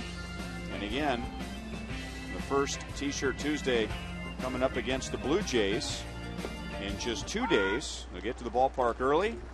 It's a 7:10 game, and the first 20,000 fans getting that T-shirt from AT&T.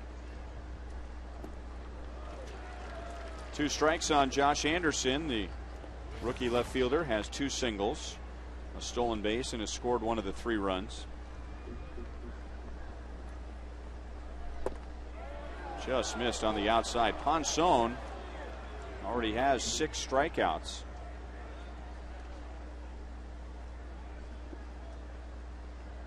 Working quickly, and this is going to be a tough play for Aviles. Bare hand, didn't get him.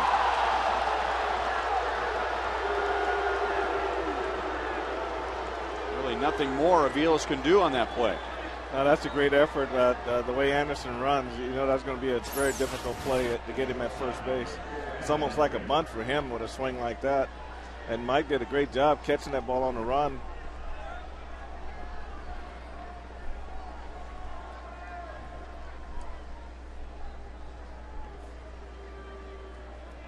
Tough to see from that angle.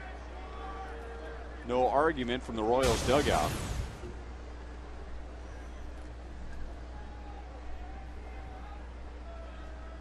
And now the Royals pitch out, thinking that Anderson might take off again. He swiped his 6th base of the year in the 5th inning.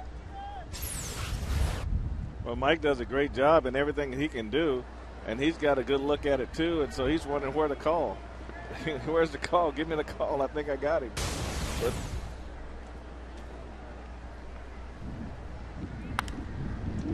now a chance for 2. On the bag, throws to first. Monson facing just 3 in the 7th inning. Stretch time at Kauffman Stadium. Royals down by 2.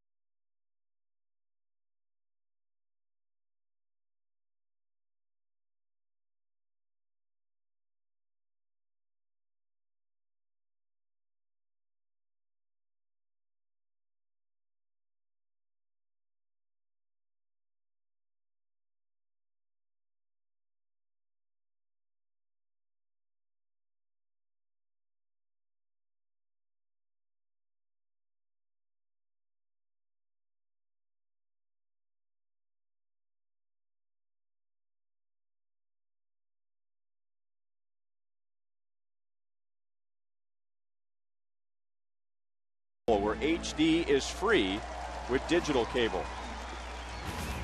And now Panera takes us around the American League.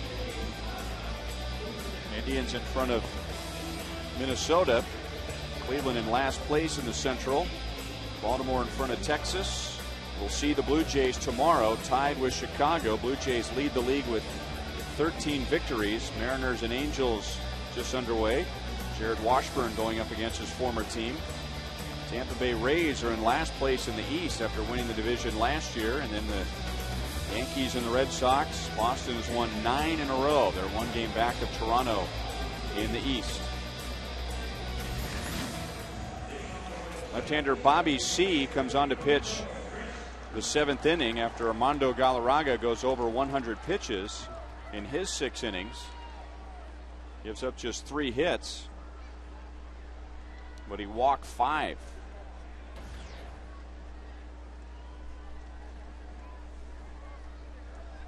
It'll be Coco Crisp, David DeJesus, and Mark Teahen. You know, you could look at part of Galarraga's line today. 6 innings, 3 hits, 1 run, and say, boy, he didn't give the Royals any opportunities at all.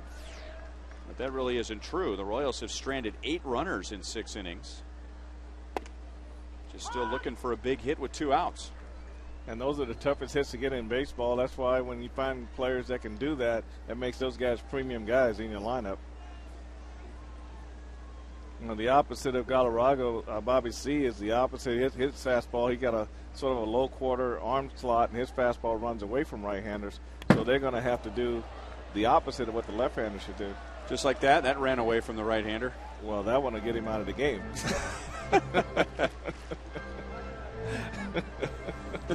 Too many of those. When you talk about running away from a right-hander, I think it was sprinting away from a right-hander. Yeah, I don't think Jim Leland with 2 or 3 of those, he'll be on the mound.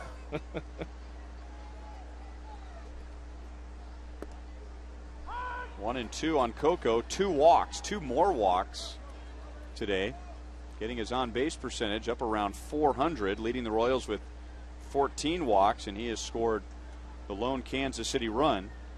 2-out single from Jose Guillen back in the 3rd inning.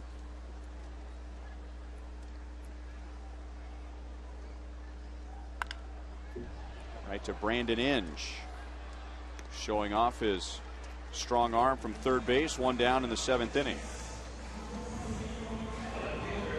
Talking to hitting coach Kevin Seitzer yesterday about hitting with runners in scoring position, situational hitting, stuff like that, and Kevin saying with a fairly young lineup, and he's sitting next to one of the youngest hitters, Billy Butler, about just trying to get the hitters to think that in a situation where you need to get a big hit or you need to get a runner home from 3rd with less than 2 outs, don't think the pressure's on you. Get the mindset that the pressure's on the pitcher. Well, it always is, and hitters have a way of transferring that pressure, and really all they have to do is decide what they're looking for, and on the first 2 strikes, look for it. If you don't get it, don't swing.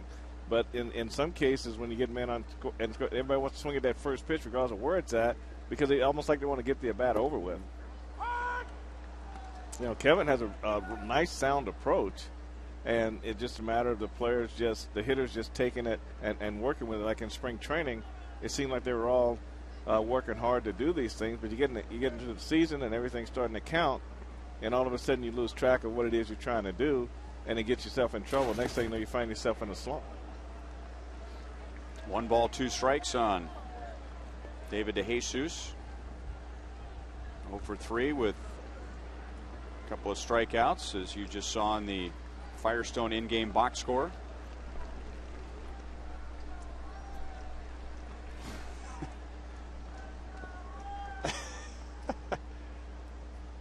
If you're wondering what a windbreaker is, there's Exhibit A.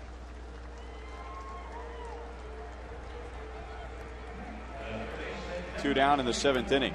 Kevin said something to me when we were talking about this yesterday, that when he came to the plate in a situation where he really needed to get the job done, the game was on the line late in the game, runner at 3rd, less than 2 outs, as we talked about, runner in scoring position with 2 outs. If he felt any kind of anxiety or an accelerated heartbeat, he would take a step out of the box, take a deep breath. I mean, you're talking about relaxing 101, and just kind of use that as a way to, symbolically transfer the pressure from himself to the pitcher. Well, you do your thinking outside of the box, Ryan, and when you form your plan, and when you get in that box, if any thought jumps in your head before that pitch is made, you call timeout and go back to the drawing board again. If you can't hit and think at the same time. You form your plan, you follow through that pitch, and then you go to the next one. But if you've got a plan for one pitch and another thought jumps in your head in the middle of a windup or before the pitcher gets his sign, then you might as well step out and rethink it again and come in with a solid plan through that one pitch.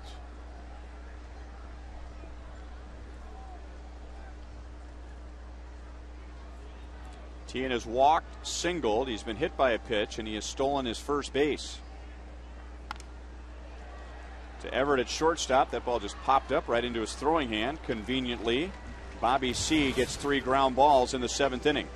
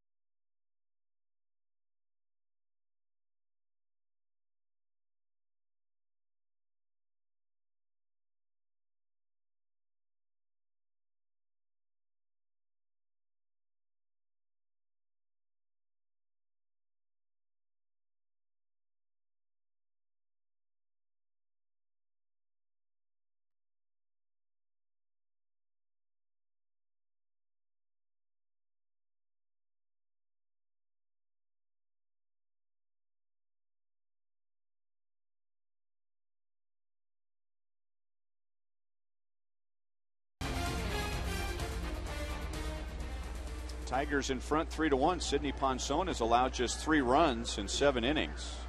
And we've been talking this afternoon about maybe as far as stuff goes. And when you hear about good stuff, that's generally referring to velocity and movement, not necessarily control. But as far as stuff and control, the combination of the two, this might be Ponson's best game of the year. It really is, Ryan. He's really made a good use of his sinker and his slider. He got hurt on the one slider that was a little slower and it stayed up in the middle of the plate. But since then, he's gone to a quicker slider and mixed that with his 2 types of sinkers, the riding one and the one that goes down. He's really done a great job.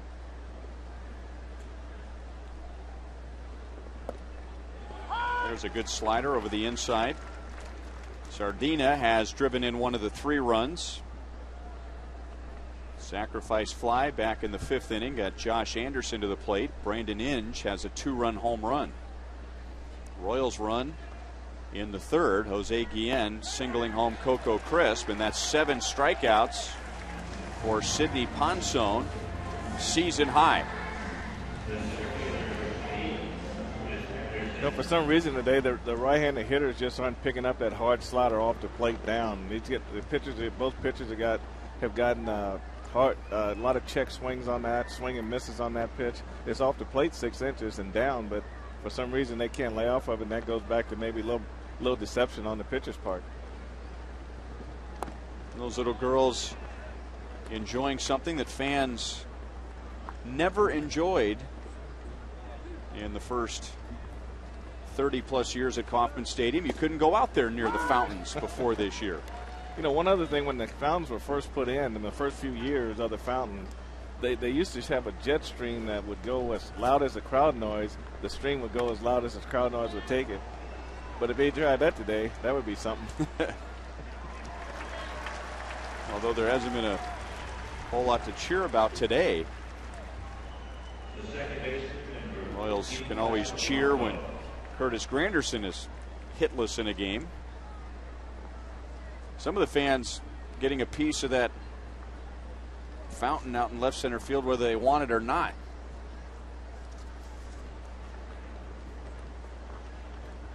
So 2 down, and now Placido Polanco. Well, I'm sure the Royals, if you would have told them before the game that the first 4 hitters were going to go a combined 1 for 12, they would take that. But it's been the lower half of the order. Jeff Larish, number 5 hitter, has scored a run. Brandon Inge, the number 6 hitter, 2-run home run. Josh Anderson, number 7 hitter, has scored a run, and Dane Sardina, the number 9 hitter, has driven in a run.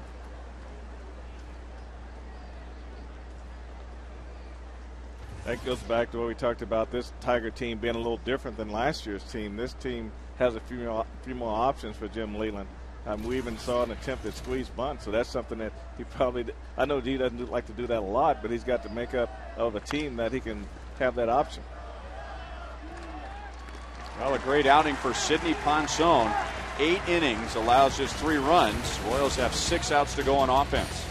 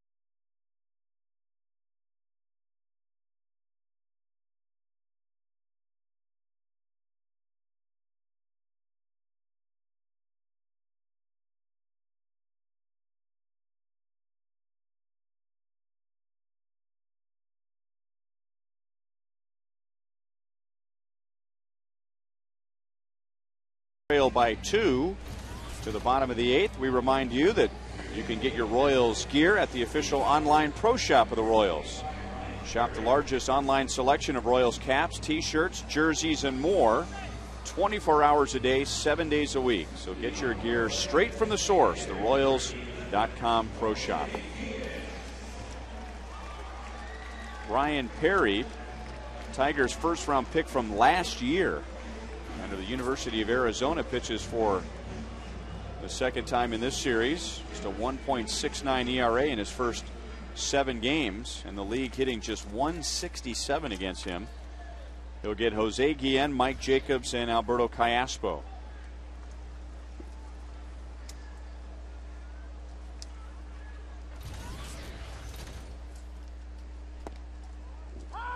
.95 with a fastball to Guillen.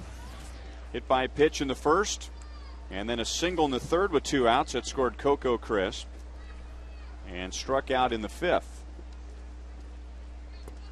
And I guess no surprise that the one Royal that has come through today with 2 outs, Jose Guillen, a guy who's been around for a while and is not going to feel perhaps some of the anxiousness that a younger hitter will feel with 2 outs.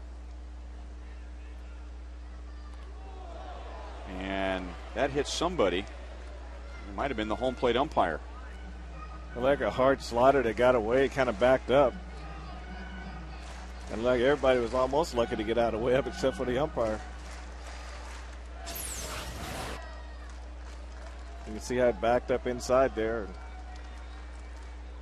It caught Doug on the left shoulder somewhere in there. Center field for Granderson, who really played that well, going back first and then across. Talk about a banana route sometimes where the outfielder goes in and then across. He started back and then finished by coming in. Well, I think that Jose's got such a big swing, it makes the outfielders want to take a step back. Then they just read the ball from there.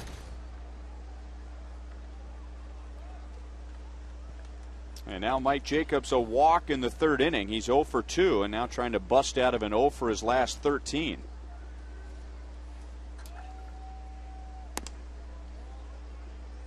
.96 with that fastball from Ryan Perry.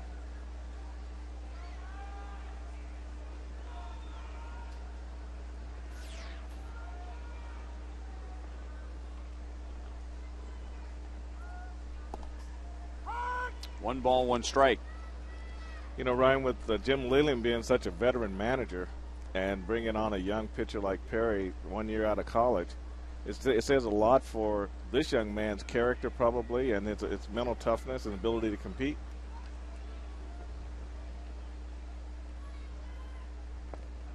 You want to have the best possible team, but really got to be careful with guys who have such little professional experience. And are you suggesting that the mental part is maybe more important than the physical part early in a guy's career? I think your mental toughness is always key when you're competing at any level in any sport. If you can learn and you can kind of get hit a little bit and learn at the same time and still bounce back, that's good. But if you don't go completely the other way, you're fine. But being a veteran manager, that would be one thing he would look for, would be how mentally tough is this guy? If he has a bad outing, can I depend on him to bounce back, or do we have to start this shuttle between AAA and the big leagues? And I think having character and mental toughness is 2 of the things that he probably looks at.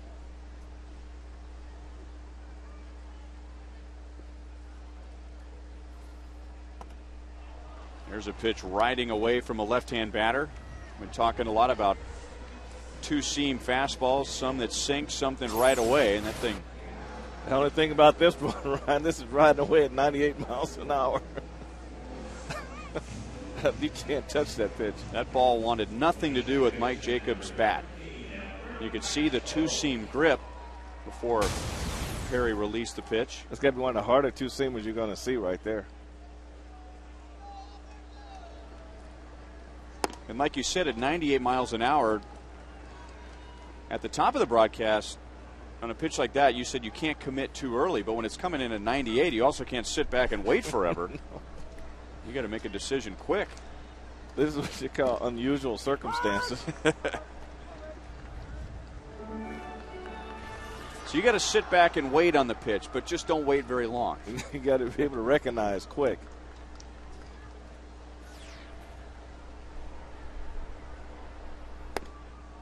You know, a lot of that goes back to their preparation, and when they have their hitters meetings, they go over all the pitchers and what they like to throw. So you kind of know what they throw. It's just how much you're going to commit yourself to that pitch and what you want to do with it as a hitter.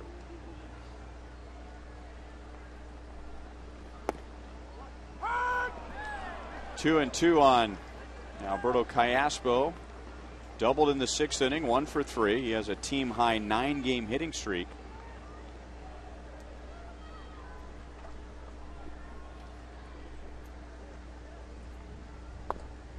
Full count. Last year, the Royals won the season series against the Tigers 11-7, but the Tigers had a winning record here at Kauffman Stadium. They've also won 21 of the last 29 games played between the two teams here in Kansas City. Last year, the Royals won the first 6. Then the Tigers won 7 out of 9. Then the Royals won the last 3. It was a streaky season series between the two teams. Callaspo taking a 2-out walk. 3 sweeps in a year. And the sweep at the beginning of the year and the end of the year were notable. John Buck is going to pinch hit here for Miguel Olivo. Those sweeps were notable because many people were predicting that the Tigers would just run away with the Central Division last year, and the Royals went into Detroit, swept them. And then the last sweep was the second to last series of the season, and that helped keep the Royals out of last place going into Detroit. And then from Detroit to Minnesota, the Royals took 2 out of 3 from the Twins. Oh, that was a great finish. That's unusual to see a right-hander pitch hit for a right-hander in the same game, but the way Miguel has been so vulnerable to the slider, manager Trey Hillman probably feels this is the best chance to not only give Olivo a break mentally and also get John Buck in the game with a chance to get something going here. And that's a hard thing to do. What Buck just did is come off the bench and take a hack. The first pitch you see, 97 miles an hour. You really can't prepare for that in the batting tunnel behind the dugout. No, because you don't have the same movement either, so you got to get ready for that too.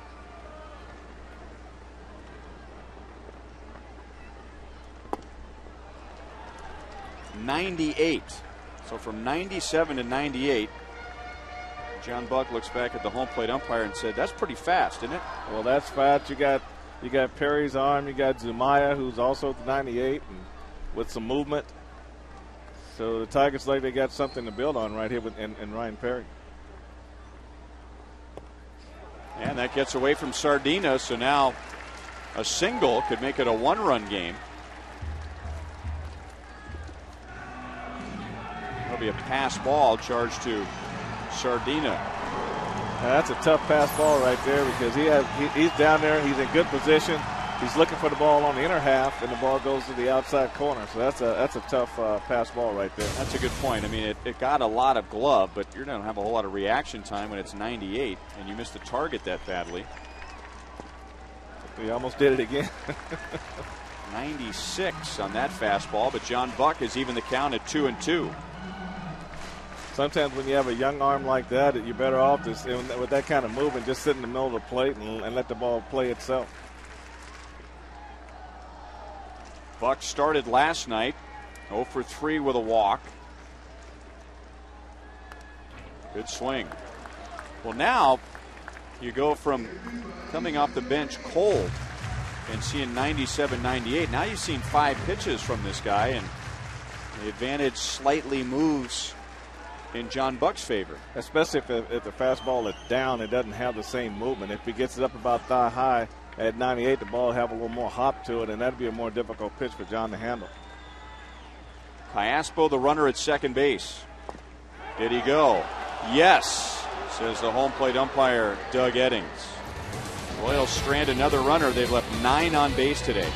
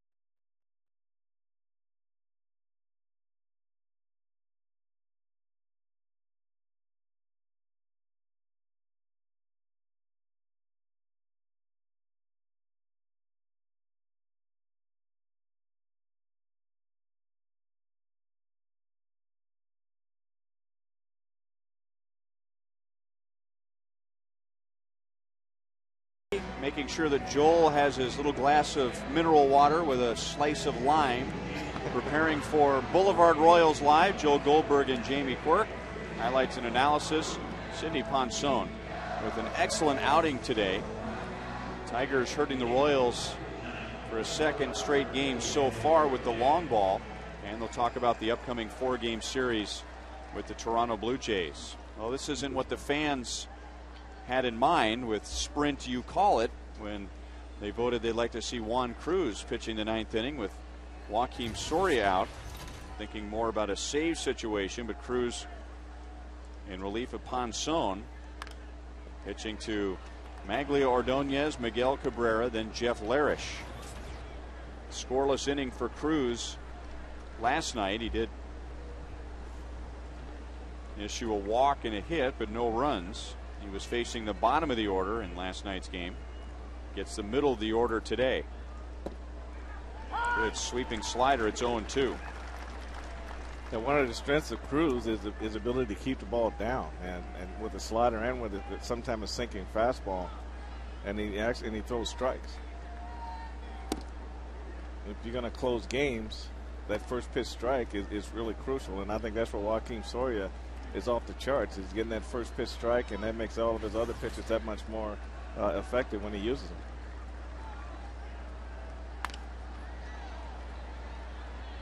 Meyer takes care of the fly ball from Ordonez, who is 0 for 4.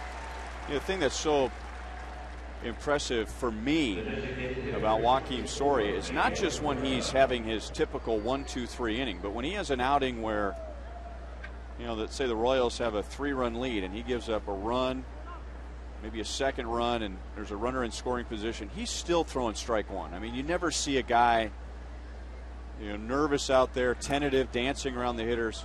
If he's not throwing strikes, it's not because he's pitching around hitters. It's just because he happens to be missing. And the good thing about him is he's got 3 pitches they can get over first pitch. So he won't stay with the same pitch, first pitch strike. He'll alter the pitch also, which kind of keeps the hitters off balance. 1-1 on Cabrera.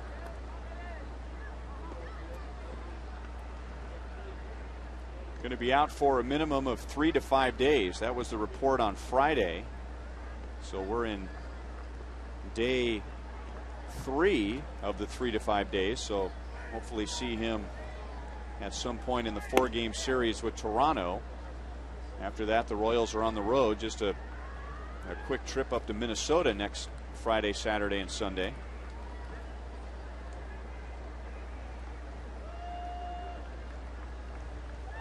Cabrera 1 for 3 and just 1 for 10 in this series. Kind of a good news, bad news with Soria. The good news is the Royals haven't had a situation where they would need Soria, and he hasn't been available. The bad news is the Royals haven't had a situation where they would need Joakim Soria. And that's the bad news there, unless you got so big a lead that you don't need him in that situation. But runs have really been hard to come by here lately. I mean, who knows which way Trey Hillman would go in a save situation, but last 2 nights, Royals. Last 2 days, 9-1 last night, and now down 3-1 today.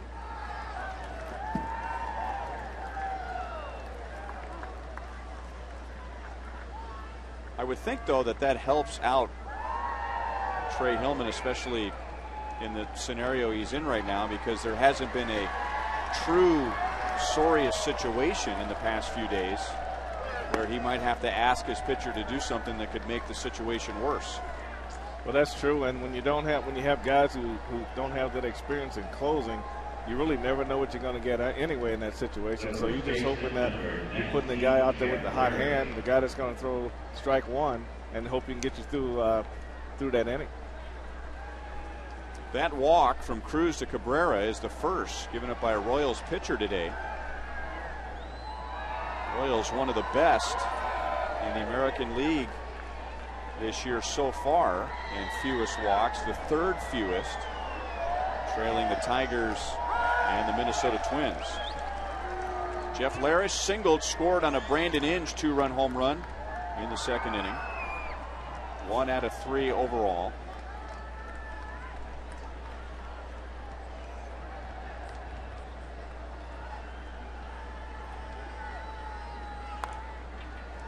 We talked about this guy last year, Frank, Jeff Larish, and how he almost exaggerates keeping both eyes on the pitcher, the way he kind of turns his neck so that he's looking right over that front shoulder. And what you don't want to do is tilt your head and have to look across the bridge of your nose, and that's why most hitting coaches say you have to see the pitcher with both eyes, and you got to straighten your head up and definitely get both eyes on the pitcher. When you're hitting, if you tilt your head, it really makes you susceptible to the ball inside and to the curveball. And the curveball, meaning when they throw it, it's almost like it at you, and you flinch a little bit, and now you've lost your swing. So if your head is straight up, you can see that ball is not going to be at you. It's not going to be at you to the point where it's going to make you flinch, so you can track it better out across the plate. Yeah, it makes sense too. I mean, why not put your head in a position where you're seeing it with both eyes? Not all guys do that. Well, John Mayberry used to wear a little, really a little sore underneath his chin because he could get his right arm far enough back here and turn his head far enough that his head rested right on his shoulder. Jacobs down to second base, out there. Double play with Cruz covering. That's the most difficult double play to turn. 3-6-1.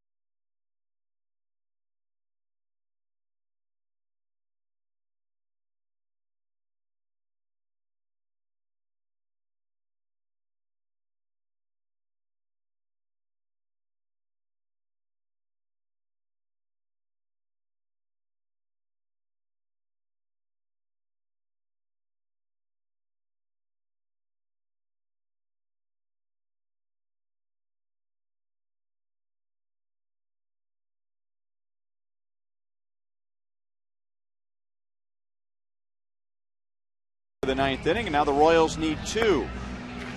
And they're going to face Fernando Rodney, who won the closer's job in spring training, competing with Brandon Lyon.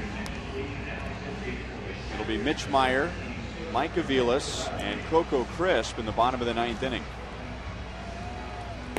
Impressive and difficult double play to turn to end the top of the ninth inning. Well, this is really a tough one here. What Mike Jacobs does well here, he catches off his left leg and he does a 360, which gets his arm back on top, and he can get more on his throw and no sink to the shortstop. And then the pitcher coming over, that really makes it even more difficult. He got there in a hurry. And then adding a little bit more degree of difficulty to it with the right hand throwing first baseman. Right. Much easier for a lefty. Very much. I mean, everything's so easy for first base for a left-hander. The tag play, everything, and that's an outstanding play by Jacobs right there. All right, here we go. The Royals have not scored since the bottom of the third inning when Jose Guillen singled home Coco Crisp with 2 outs. And getting the 2-out hit today has been a frustrating item for the Royals. They've had opportunities. They've stranded 8. And that's over 8 innings, but they actually had stranded 8 through the first 6. And Rodney on target to Mitch Meyer on base with a walk. Last time up, 0 for 2. You know, Rodney's another one of those power arms coming out of the bullpen. Also has an outstanding changeup.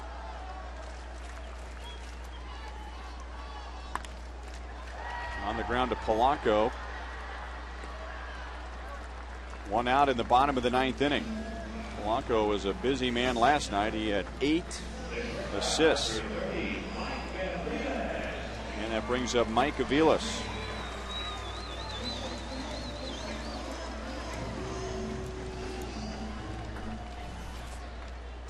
Royals had a pretty good year against Fernando Rodney last year. He had an ERA over 5, so it should be a confident group of Royals coming up here in the 9th. Well, just following up on what you're saying there, one of the things about Rodney last year that Jim Leland wanted to try to improve was his command and really just going attacking the hitters more with his fastball and getting ahead with the fastball, which will make his changeup that much better.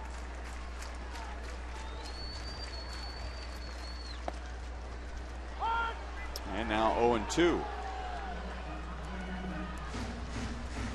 Man, what a combination when you can throw into the mid-90s and also have an excellent changeup.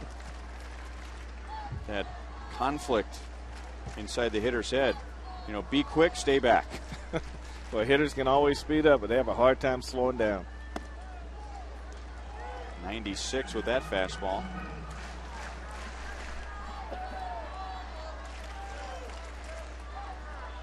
Tigers expecting Aviles to hit the ball to the opposite field. Granderson way over towards right center, and he's shallow.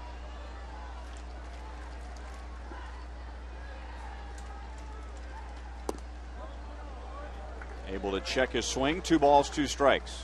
Royals need 1 base runner for a chance.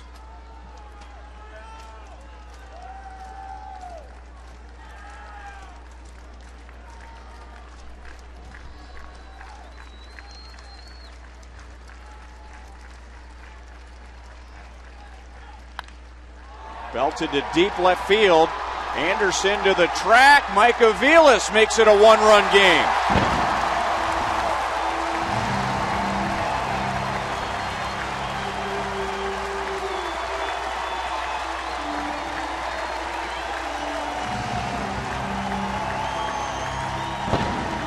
Aviles was 1 for his last 23 before that swing. You know that tastes good. Well, that's got to make him feel pretty good.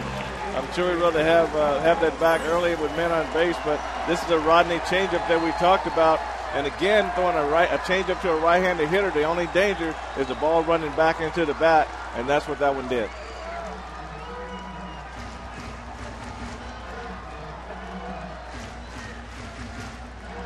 So Mike Aviles, now he's rooting for his team to score another run, maybe more in this 9th inning, but that is going to be a relieved ball player showing up at the ballpark tomorrow.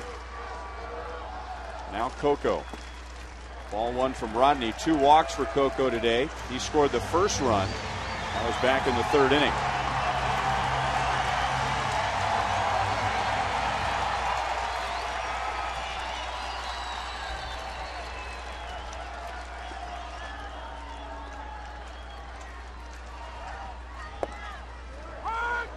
One ball, 1 strike. Talk about confident hitters batting in this situation. Coco Crisp is 4 out of 7 against Fernando Rodney with a home run. The changeup nipped the inside corner. Yeah, the changeup that runs away from a left-hander is a good pitch if it goes down. But you throw it to a right-hander and it doesn't go down, it just slides across the plate right into the bat. And that's where Mike Aviles was able to take advantage of the changeup on Rodney.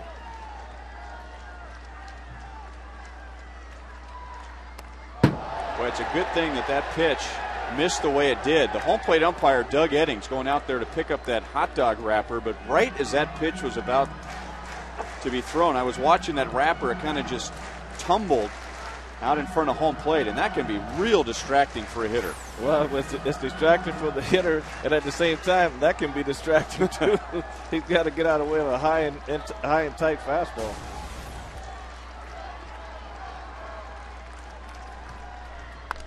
Hit hard, but again, right to Polanco. So tough luck for Coco. 2 down.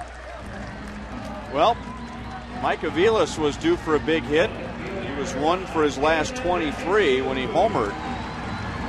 And now here comes David DeJesus, who has won for his last 12.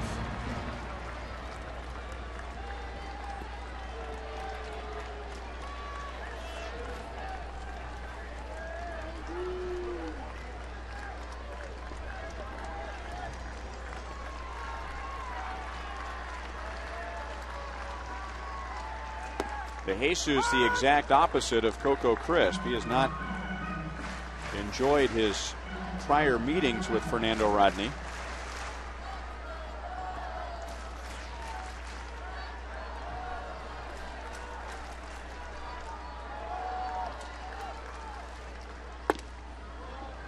One ball, one strike. Royals scored just 1 run in 6 innings against Armando Galarraga, who walked 5. Bobby C, a scoreless 7th. Ryan Perry, an impressive scoreless 8th. And now a run off of Rodney in the 9th. 2 balls, 1 strike.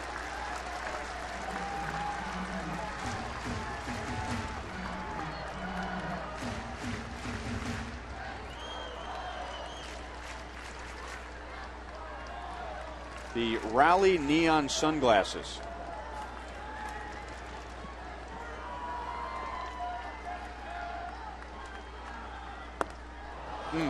Got him to chase one out of the strike zone. Well, that pitch up is going to have a lot of hop to it, and that's going to be a hard one for David to catch up to. David is more of a low ball hitter, and trying to catch up with that ball there, that's going to he can try all day long and not catch up with that one.